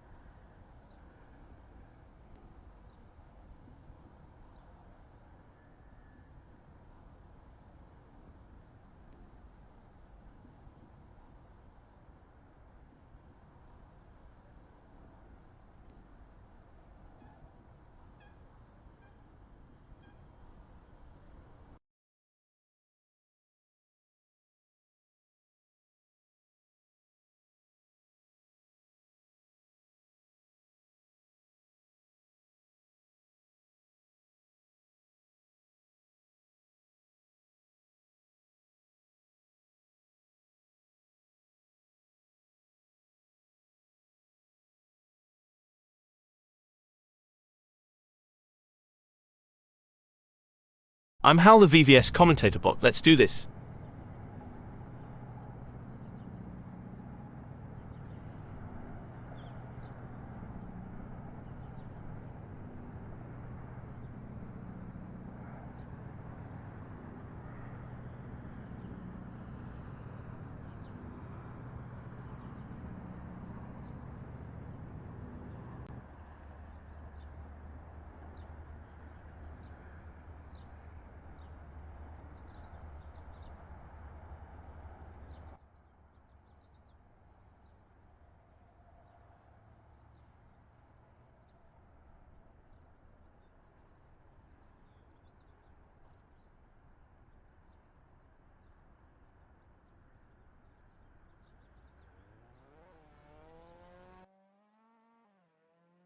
Nigel Waters is on their practice outlap.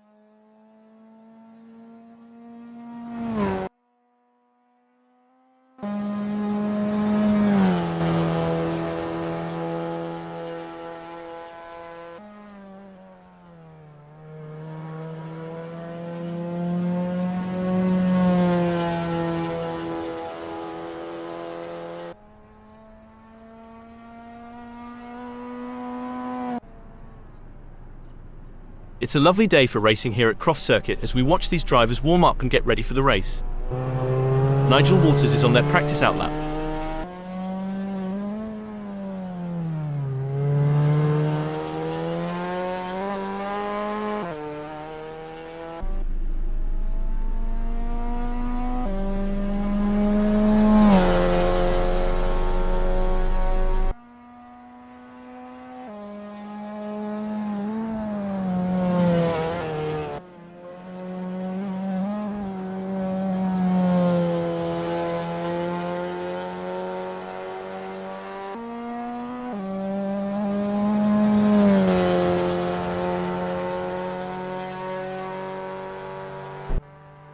It's a lovely day for racing here at Croft circuit as we watch these drivers warm up and get ready for the race.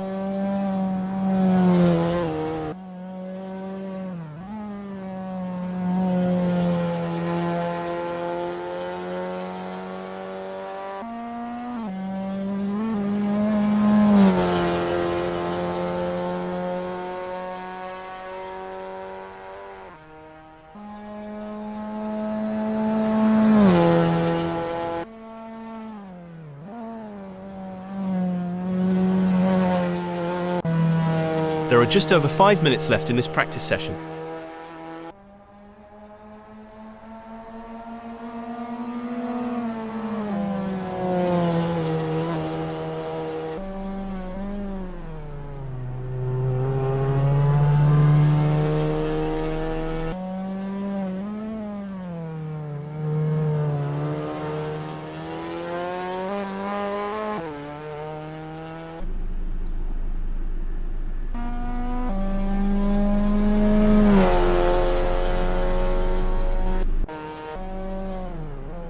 Bart van der Sunday is on their practice outlap.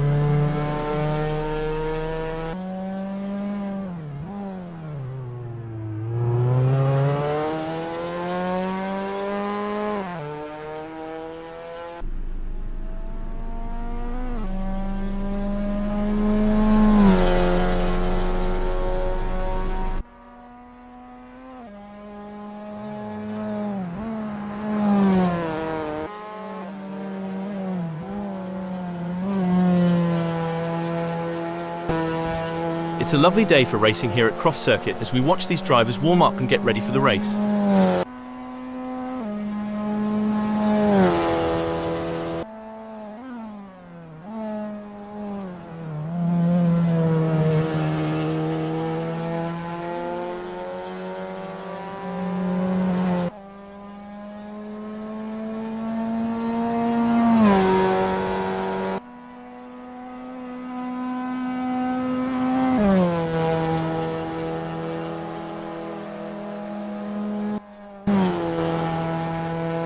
Bart van der Sunday is on their practice outlap.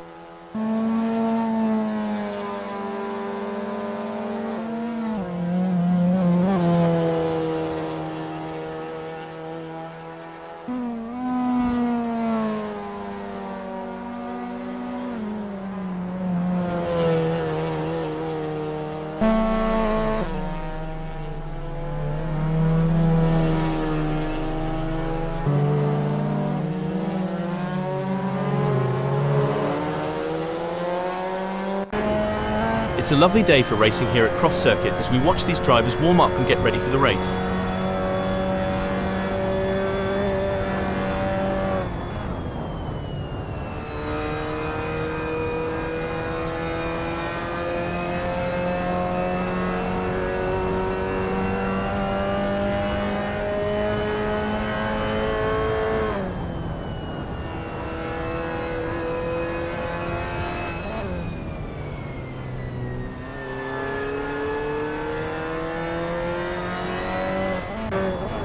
Phil Bodkin is on their practice outlap.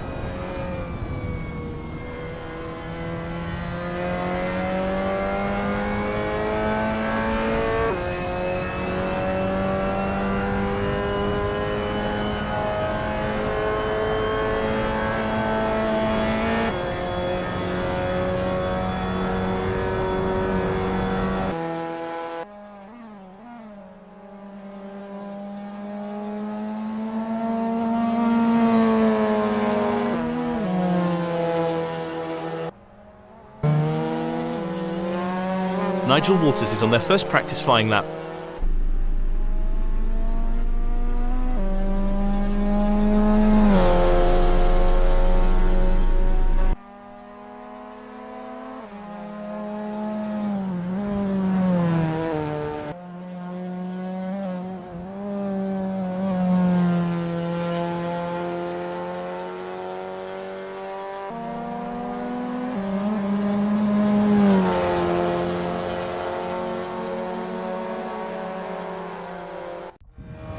It's a lovely day for racing here at Croft Circuit as we watch these drivers warm up and get ready for the race.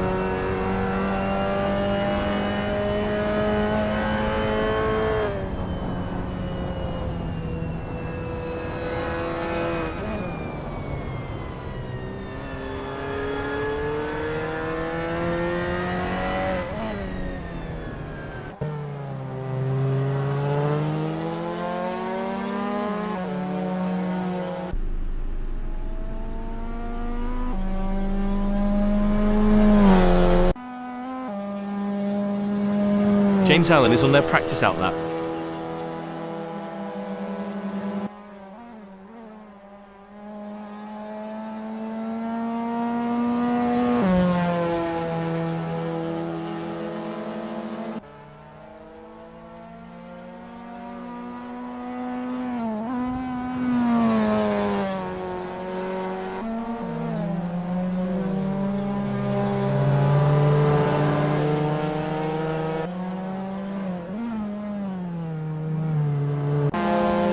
It's a lovely day for racing here at Croft Circuit as we watch these drivers warm up and get ready for the race.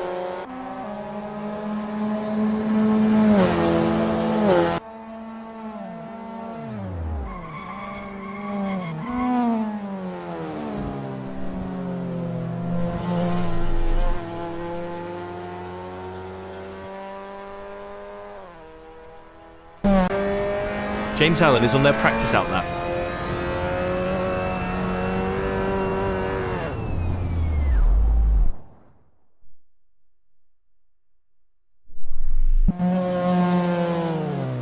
Bodkin is getting to grips with the Mazda MX5 Cup in this practice session.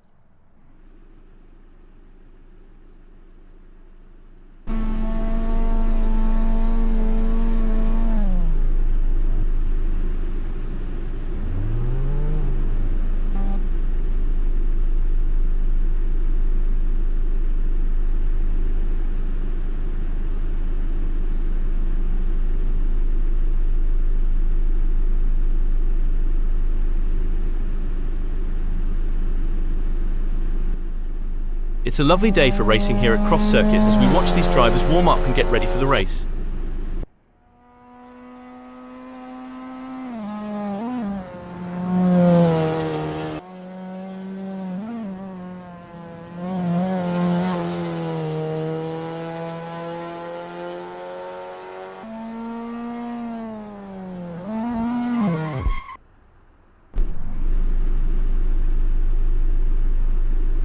Jimmy Lindo's on their practice outlap.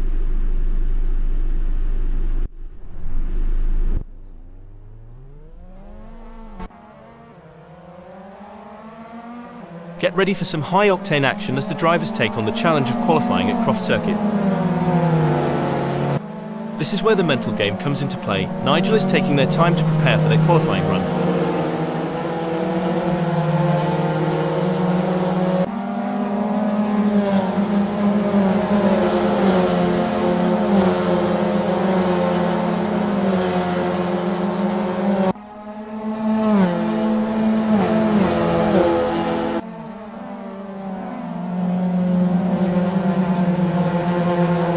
The adrenaline is pumping. Mac McFarquhar is on their outlap, warming up the tyres and getting ready to put in a fast lap time. These are the moments that really matter. Let's see if Mac can deliver.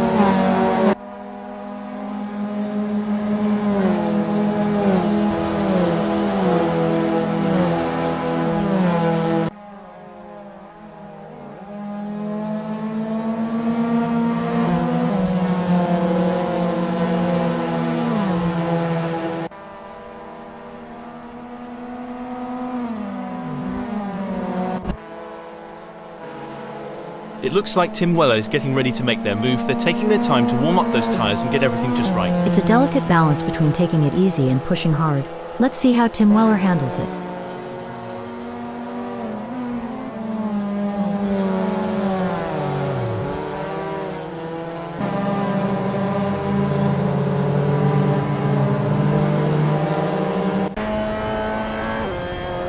Chris Stokes is on their outlap. This is the moment they've been preparing for. Let's see if they can execute.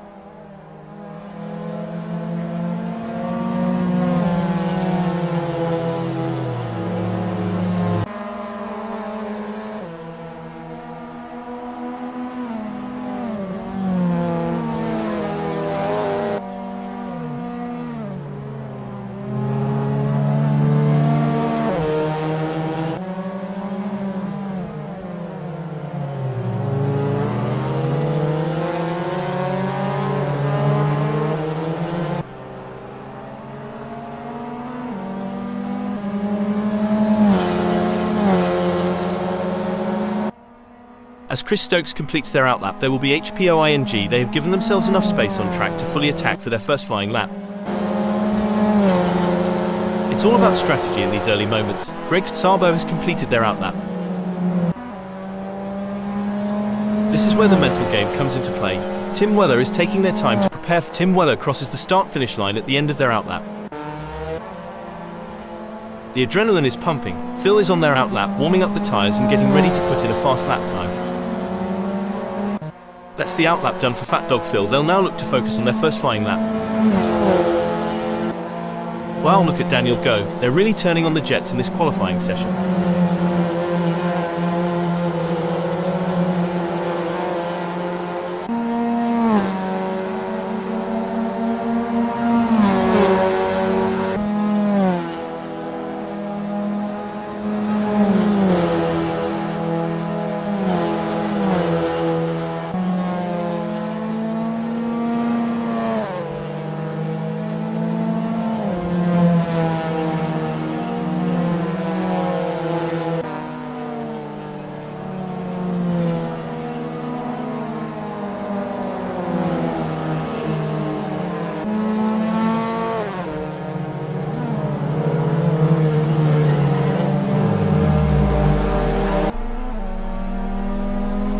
challenging session for Lord Farquhar so far. They're currently in 11th position, which is not where they wanted to be, but as McFarquhar completes their outlap, they will be HPOING. They have given themselves enough space on track to fully attack for their first flying lap. And there goes Astrop, currently in position 8. They've shown great skill and consistency so far, but with a few minutes left, there's still time to improve their result. Tim Weller has secured a Tim Weller has just completed a lap in 1:35.400. Let's see if they can improve on that time further. A tough qualifying session for Phil. They're currently mired in 13th position, which is a setback for their ambitions. However, they have the resilience and determination. Bodkin crosses the start-finish line at the end of their outlap. It's been a challenging day for Walters in qualifying. They currently sit in 14th position, which is not reflective of their true potential. With the session nearing its end, they'll need to push hard and extract every ounce of performance to improve their result. A solid qualifying performance by David, positioning them in 5th at the moment. The question now is whether they can make further progress and challenge the frontrunners. Absolutely, Hal. David has put in a remarkable effort to secure 5th. The competition is fierce, and they'll need to stay focused to defend their position.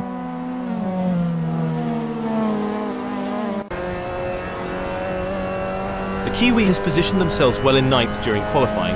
The challenge now is to assess their competitors and strategize how to move up the order for a better race start. You're absolutely right, Hal.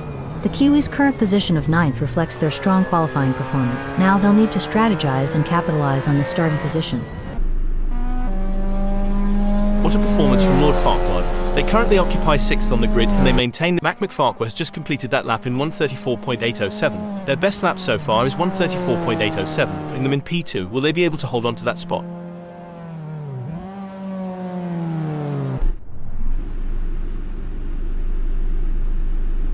Mac has put in a great effort and currently holds 2nd. With the session winding down, can they unleash their full potential and improve their starting position?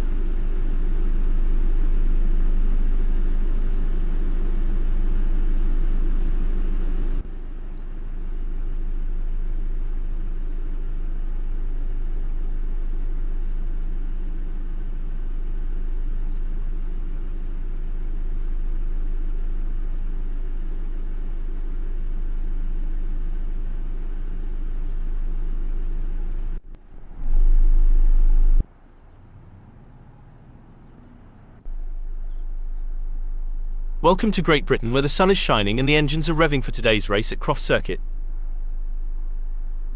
McFarquhar will be feeling confident starting from pole position. But they can't count their chickens before they hatch. There is a long way to go.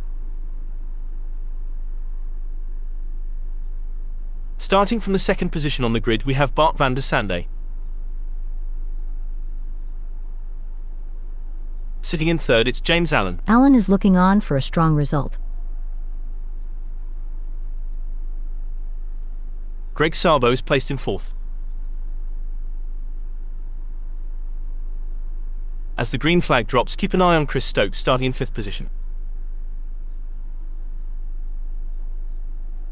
In the middle of the pack, we have David Constable Berry starting from the 6th position on the grid. That Mazda MX5 Cup looks like it has some potential. On the 7th grid slot, we have John Astrop. They would have liked to be higher up, but that's not going to stop John Astrop fighting their way through. Tim Weller will be looking to gain ground quickly as they start from 8th on the grid. Jimmy Lindo is lining up 9th. Starting from 10th on the grid is a good position for Daniel Coxis to launch an attack. Dominic Fovog may have a bit of work to do starting from 11th on the grid. Phil Bodkin is going to be starting from 12th. But they've got the skills to make something happen. Tom O'Callaghan will need to be on top of their game starting from 13th on the grid. The British driver has got something to prove. Nigel Walters is 14th. The B-class driver will want to move forwards from here.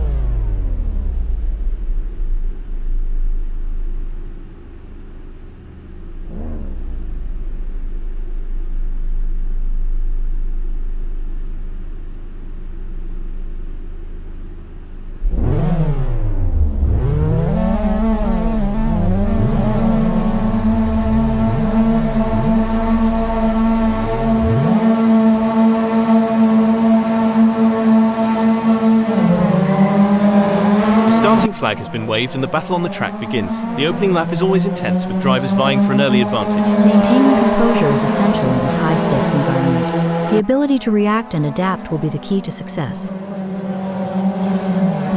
All the drivers will be trying to take advantage of the pack whilst they're still bunched up. I'm really looking forward to seeing how this race unfolds.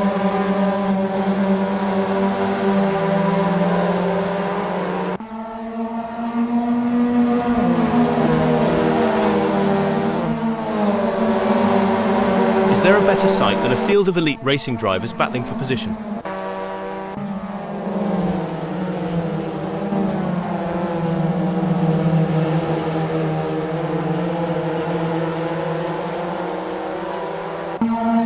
They're off. Daniel Coxis is showing some real gusto, making up positions right away. I wonder if they had an extra cup of coffee this morning, Sky.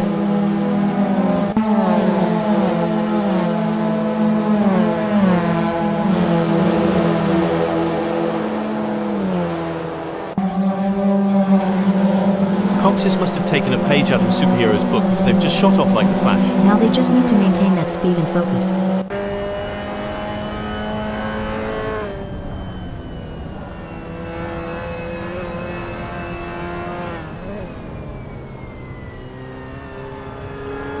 The racing is normally closely fought here at Croft Circuit. I think we're in for a cracking race.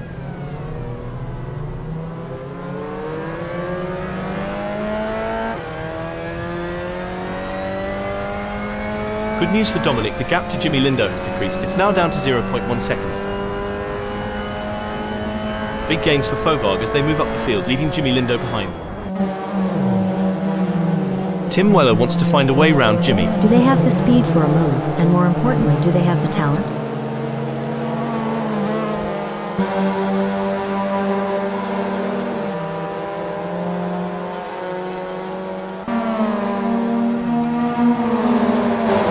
It's a solid performance from Tim Weller at the moment. They're holding their position and not getting too caught up in battles around them.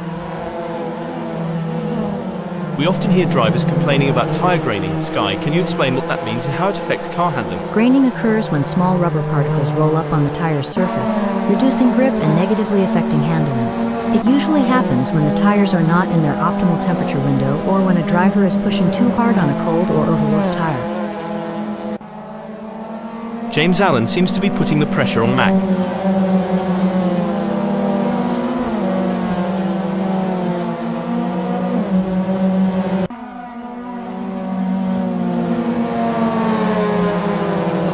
Not much to report on from James at the moment. They're just keeping their head down and putting in consistent laps.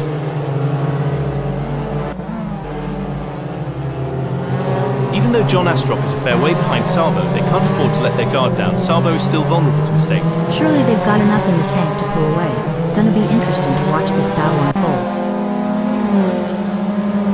This is not looking good for Salvo. They've just lost fifth to John and their strategy seems to be failing them. They've been focusing so hard on maintaining their position and now they've slipped back in the field. Meanwhile, Astrup has been making some great moves and is now on the charge.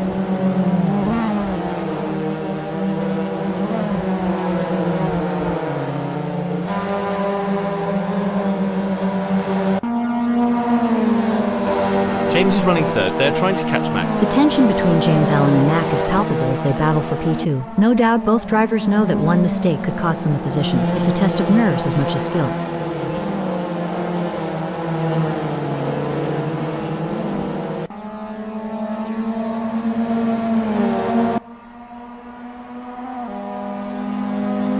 The gap between Allen and Mack is getting smaller. This is what racing is all about. It's anyone's game at this point. Who will come out on top?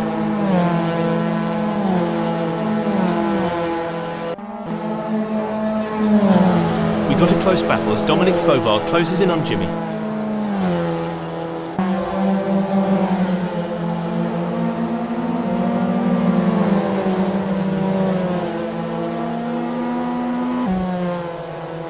It seems like Fovard is on fire. They've just put in their best lap.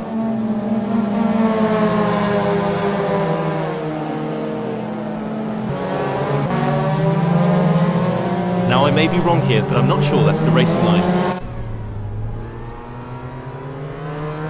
A great pass for Dominic as they pick off other drivers and move up the field. Meanwhile, Jimmy Lindo has lost ground.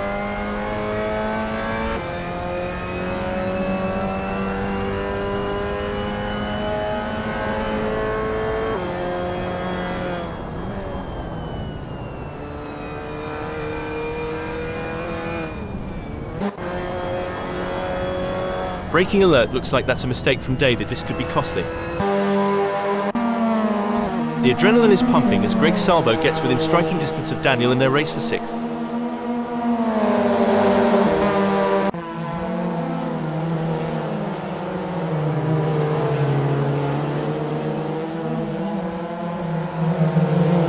Salbo is not able to keep their pace consistent. So far they are 0.78 seconds down.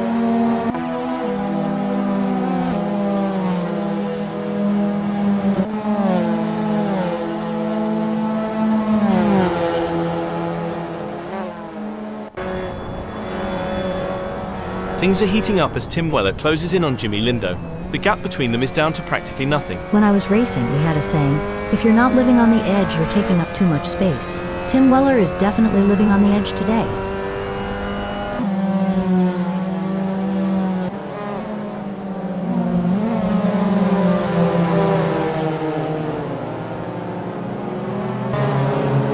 The gap between Tim Weller and Jimmy Lindo is widening. It's now up to 0.6 seconds.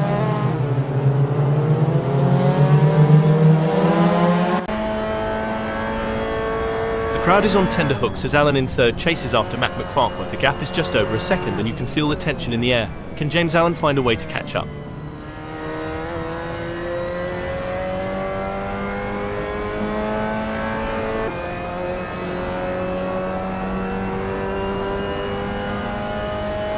It's not looking good for James Allen. They are still behind Lord Farquhar and the gap is increasing. They are going to need to dig a bit deeper to turn this around.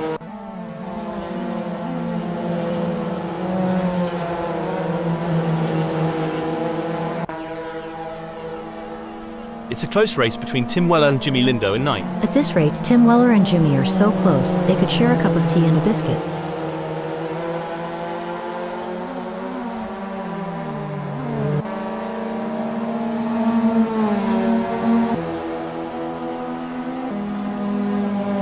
Tim Weller is pushing hard and has reduced the gap to Lindo to 0.1 seconds. What do you think, Sky? Are there any specific factors that could lead to a driver losing concentration during a race? There are several factors, Hal.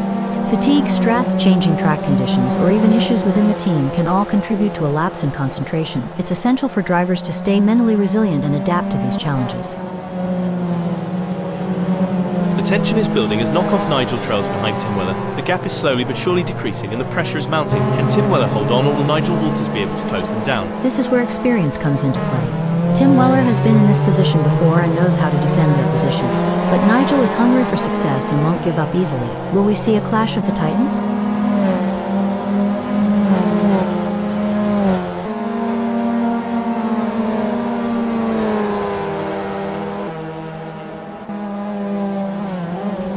The gap between Walters and Tim Weller is growing. It's now up to 1.1 seconds. This is where the mental toughness of Nigel comes into play.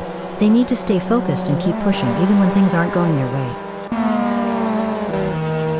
It's a battle of wills out there with Salvo trying to outsmart and outmaneuver Daniel Cox's. The gap is slowly closing but time is running out. Will we see a dramatic finish to this race?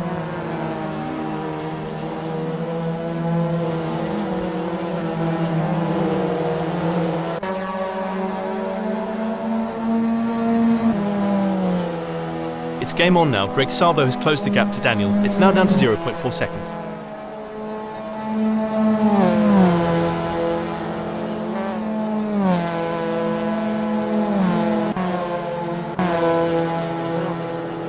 This is where the skill and experience of the drivers really come into play. Tim Weller will need to stay focused and keep pushing even when the gap seems insurmountable. It's not over until the checkered flag drops.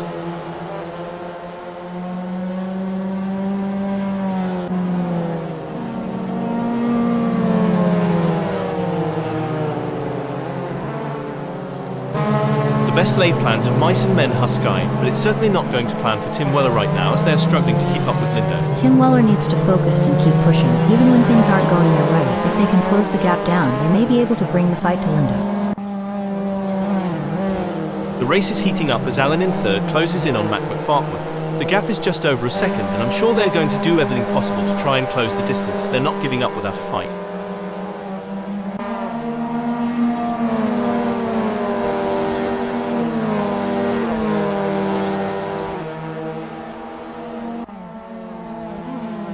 It's seems like James Allen has got the bit between their teeth, improving on McFarquhar's lap time there. We will have to see if Mac McFarquhar has got any answers for that. How do racing drivers like yourself back in the day, Sky, train themselves to maintain concentration for long periods of time? Mental training is a huge part of a driver's preparation, Hal. Techniques like meditation, visualization, and working with sports psychologists can help drivers build their focus and mental endurance for a race. Well, this is getting intense. Greg Sabo is just behind Cox's. Can they close up enough for a pass? I don't see it personally.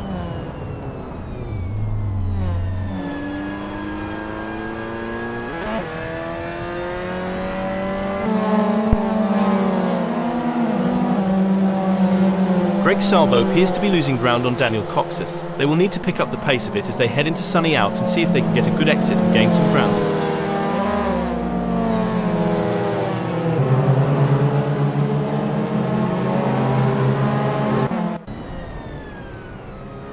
This is where legends are made. Which driver will rise to the occasion and claim victory? If this battle ends in tears, it could be like watching a high-speed domino effect. But let's hope they keep it clean and avoid any unplanned games.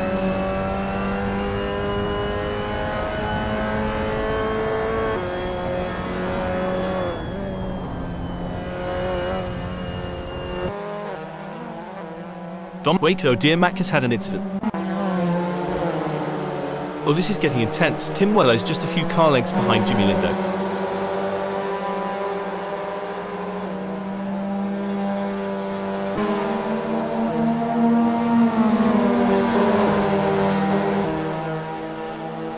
Tim Weller has just put in a faster lap than Jimmy Lindo, so that's going to give them something to worry about.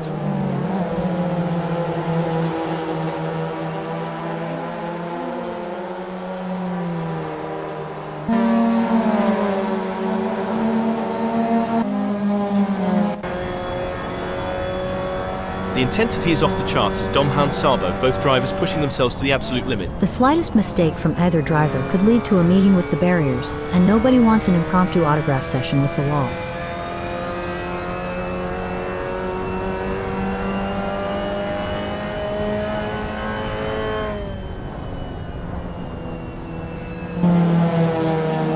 It seems like Dom is struggling. They're not able to maintain their pace.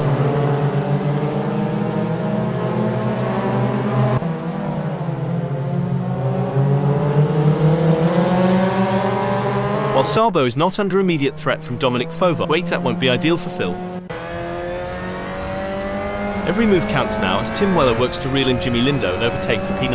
I think they are going to take them.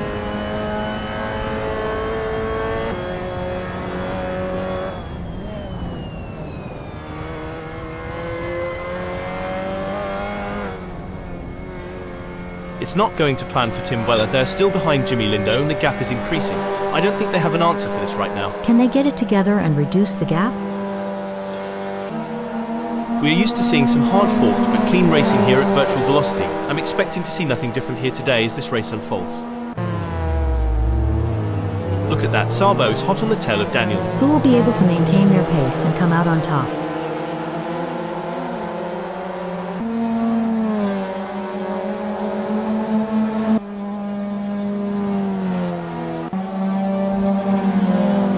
Final lap now, and Van der Sunday looks like they might just wrap up this win.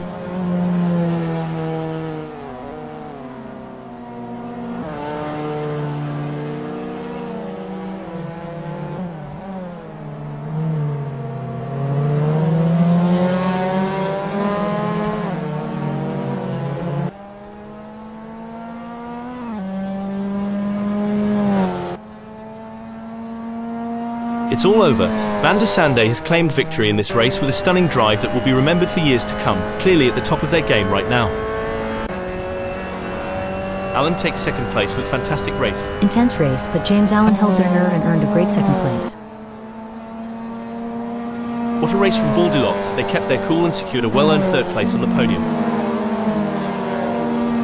4th, 5th, 6th and 7th is John Asrop, Mac McFarquhar, Daniel Cox and Greg Sabo.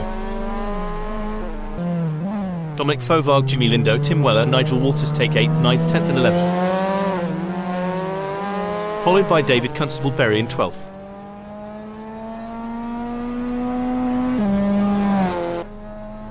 Coming in 13th we have Phil Bodkin.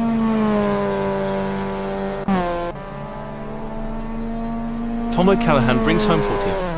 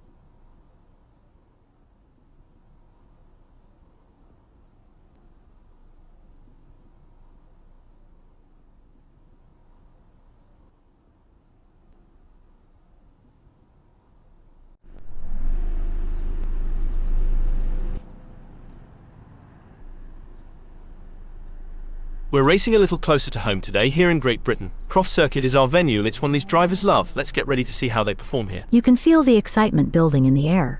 This is going to be a great race, and I'm looking forward to seeing the drivers push themselves to the limit on this challenging track. At second, we have the one and only Phil Bodkin. Phil will be expecting to bring home solid points. Our third place starter, David Constable-Berry, is poised to make a move towards the front. Starting just behind the front runners in fourth place is the determined driver, Nigel Walters. It's Tim Weller sitting comfortably in fifth. As the engines roar to life, Jimmy Lindo prepares to take off from the sixth position on the starting grid. The seventh starting position belongs to Dominic Fauvargue, who will be looking to make up ground early on. Fauvargue in a class. Starting from the eighth position, Greg Sarbo will need to navigate through the field to challenge for the win. Who knows, they could be the dark horse that steals the show. Lining up in ninth is Daniel Coxis. From the middle of the pack, we have Mac McFarquhar in 10th place on the starting grid. McFarquhar is going to show us something special, I'm sure of it.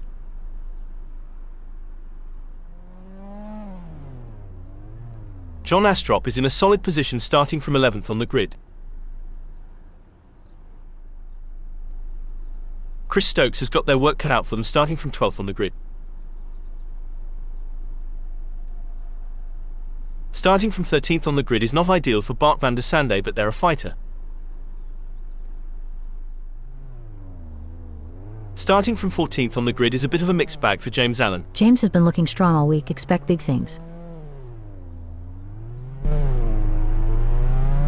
Tom O'Callaghan will lead the way from pole position. But they will have to be smart about their moves. They must not burn out too early.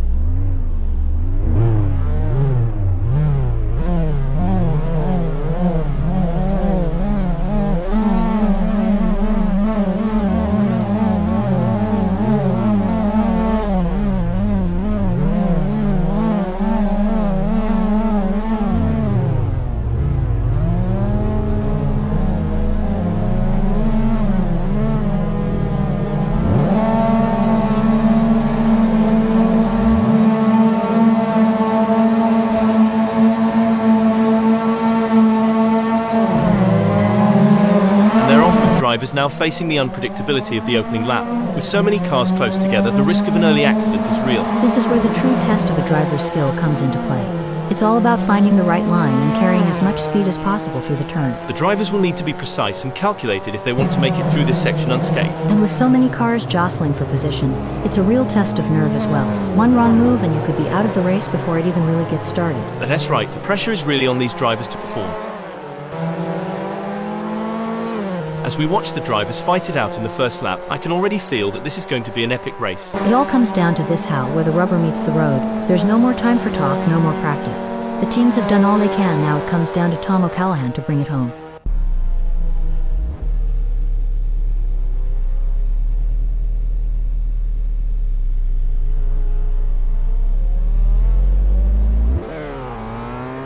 Dominic Fauvargue has nailed the start, gaining places early on. They should be pleased with that.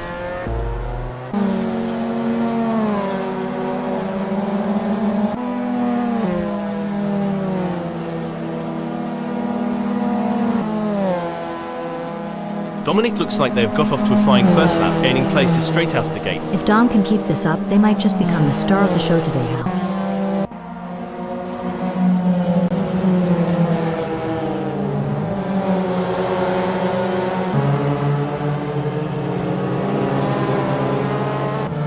I don't know what they had for breakfast, but it seems like Van der Sande found the secret sauce for a fantastic start.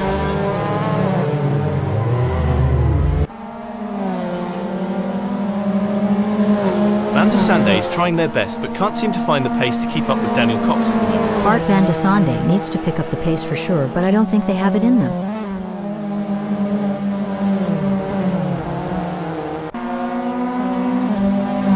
It's a game of cat and mouse out there, with Fauvargue trying to find the perfect opportunity to make a move on Tim Weller. The gap is over a second, but every fraction counts. Can Dominic Fauvargue close it enough to mount a challenge? Indeed, the tension is palpable as Dominic tries to reel in Tim Weller.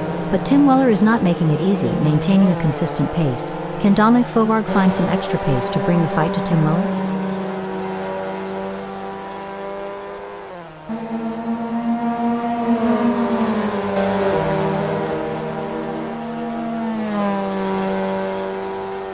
It looks like we might get a battle between Fauvargue and Tim Weller. Exactly what Fauvargue needed. They can't afford to lose any more ground to Tim Weller. The gap between Daniel Coxis in fourth and Bart Van der Sande remains over a second, but Daniel Coxis is not letting up. They're pushing hard and looking for any opportunity to close that gap up. Can they pull it back in the remaining 9 minutes?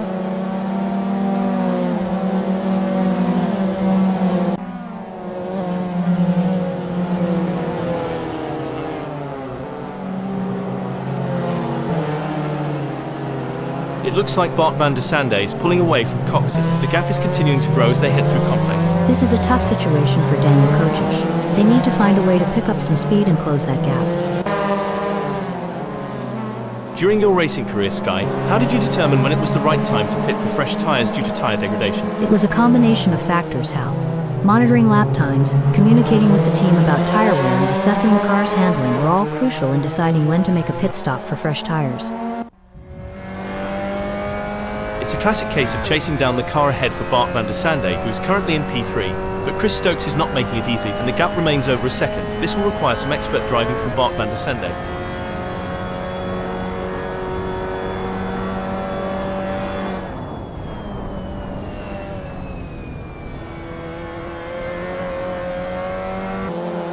Great effort from Van der Sande. Their last lap was the best we've seen from them.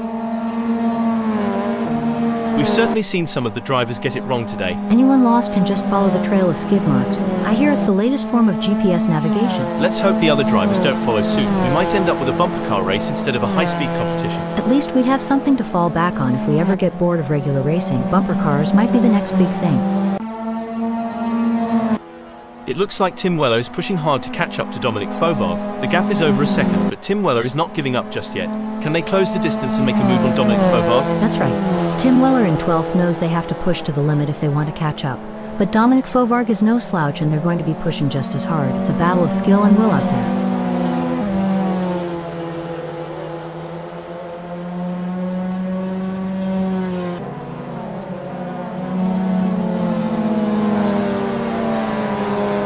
The gap between Tim Weller and Fauvargue is widening. It's now up to 1.0 seconds. It's not over yet, but Tim Weller needs to get a move on if they want to catch up to Dominic.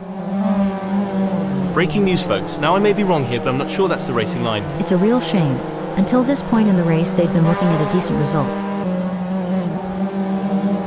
The pursuit is on. James is closing the gap on Jimmy Lindo, determined to claim P8. Don't forget the role of aerodynamics. James should use slipstreaming to their advantage and close the gap to Jimmy Lindo.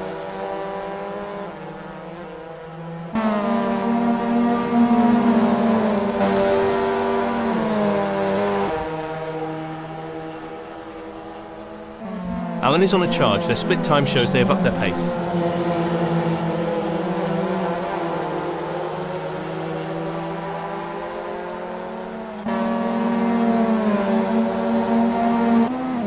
This is going to be a nail-biter. Lindo is defending for their life, but James Allen is right there. Can they do it? Allen is certainly pushing all they can, but the gap might just be too much. Unless Lindo makes a mistake, it looks like they'll hold on to 8th.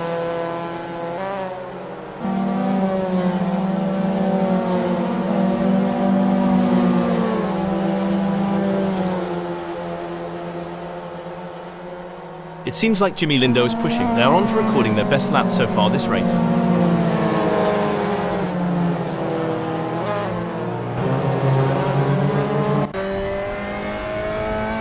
It's a game of inches now as Bart van der Sande tails Chris Stokes closely, ready to capitalize on any mistake. This is the moment where legends are made. These drivers will go down in history as the ones who fought tooth and nail for the top spot.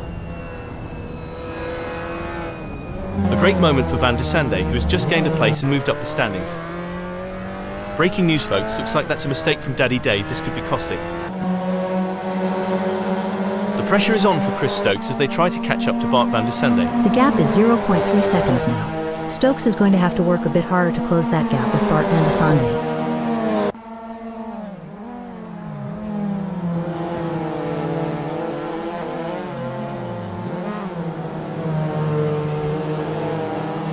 I don't think that's the fastest way around Croft circuit. No room for error here. Tim Weller is breathing down the neck of Dominic Fovard, waiting for the perfect chance to make their move. An impressive showing from Tim Weller, who has gained positions and left Dominic Fovard in the dust. Disappointing for Tim Weller, they now find themselves in 12th. Definitely. But Tim Weller is a skilled driver, and they have what it takes to fight back and regain that position. It's a battle of wills out there, each driver trying to outsmart and outmaneuver the other. This battle between Mac McFarquhar and Chris is so intense, you could cut the tension with a knife, or should I say, with a front wing. What a move, McFarquhar has moved up to 5th.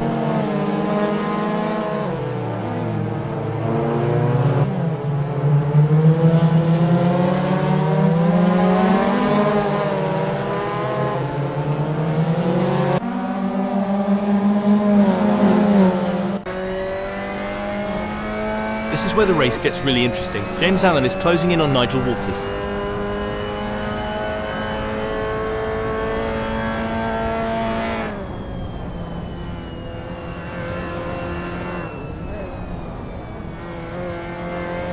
It looks like James is making a move. The gap to knock off Nigel is now down to 0.3 seconds.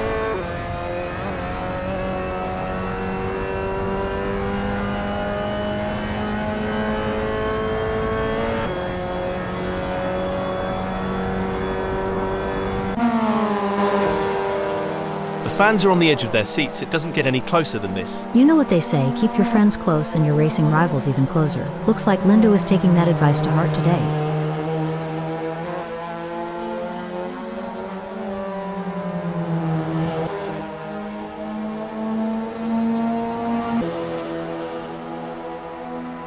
Good news for Lindo, the gap to Chris has decreased. It's now down to 0.1 seconds. This is where the pressure really starts to build.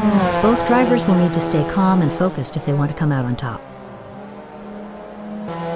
A brilliant maneuver from Jimmy Lindo, who has just moved up the field. Impressive. Lindo is really showing their skill and determination out there. This is where the skill and precision of the drivers really comes into play. O'Callaghan is chasing Bodkin in P13.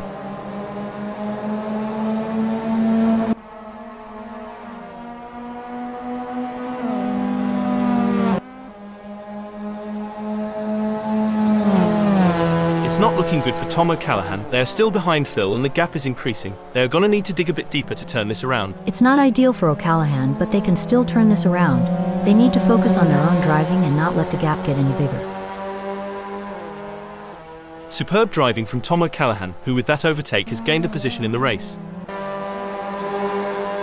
Daniel Coxis has the pedal to the metal, chasing Lord Farquhar.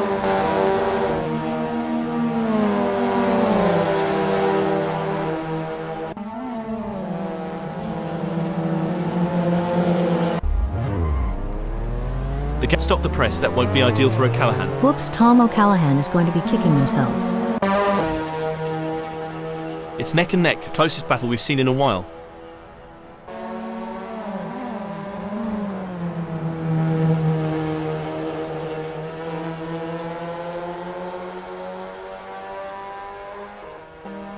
It seems like Dominic has got the bit between their teeth, improving on Tim Weller's lap time there. As long as Dom can maintain that consistency and pace, it will be interesting to see.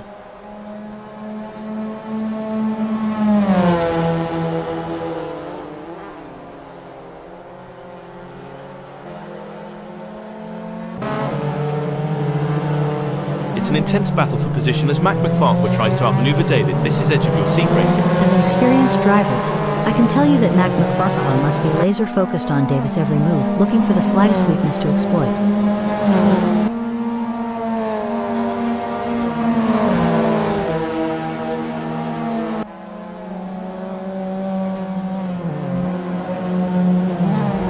Lord Farquaad is on a charge. Their split time shows they've upped their pace. Can McFarquhar keep it together?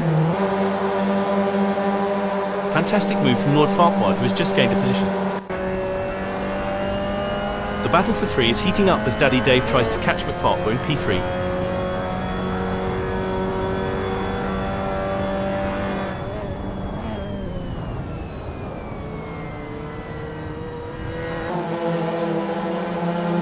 David Constable-Berry is not able to keep their pace consistent. So far they're 0.4 seconds down. Can David Constable-Berry refocus and start putting in the lap times we know they are capable of?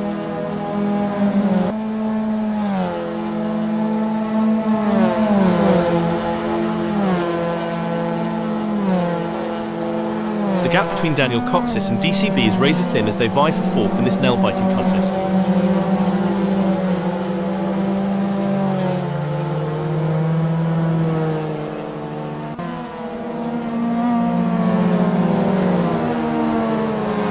It's not going to plan for Daniel Coxis. They're still behind Daddy Dave and the gap is increasing. I don't think they have an answer for this right now. The track conditions are looking good here today. The drivers will be able to push the cars to the limit and it's going to make for some exciting racing. It would seem Bodkin is starting to get a bit frustrated here. Breaking news, folks. Now I may be wrong here, but I'm not sure that's the racing line. Fat Dog Phil is not going to be happy about that. This is a thrilling battle, as Tim Weller edges closer to Dominic in their fight for P11. Sometimes you have to take risks to win, but pushing the car too hard can be a costly mistake. Tim Weller needs to be careful not to overdo it.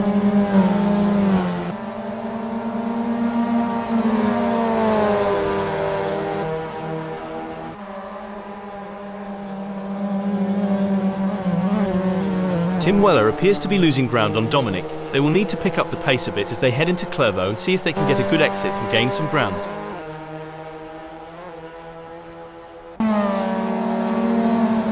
Hold on to your hats, folks. Daniel Coxis is right on the heels of David and we're in for a wild ride.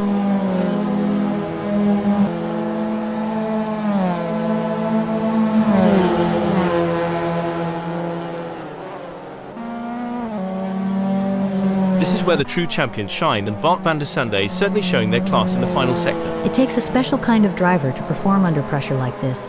Bart van der Sande has certainly risen to the occasion.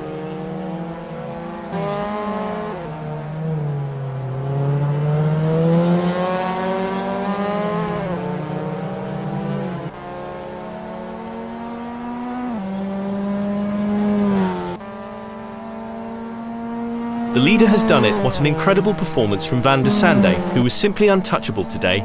This is a race that will go down in the history books. What a display of skill and precision. Astrop never gave up. They drove with heart and determination, ultimately securing a well-deserved second-place finish. Brilliant. The Kiwi showed great skill and determination to take second place.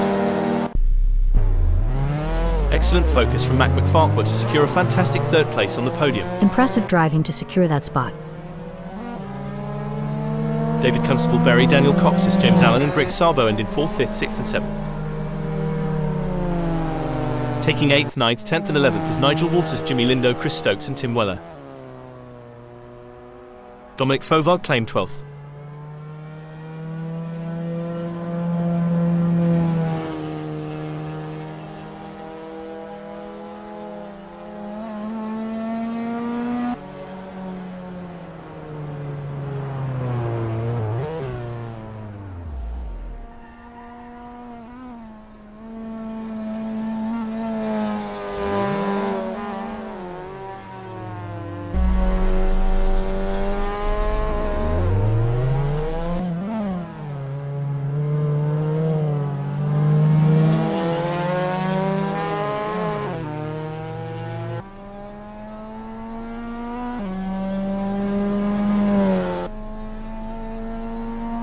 13th is Phil Bodkin.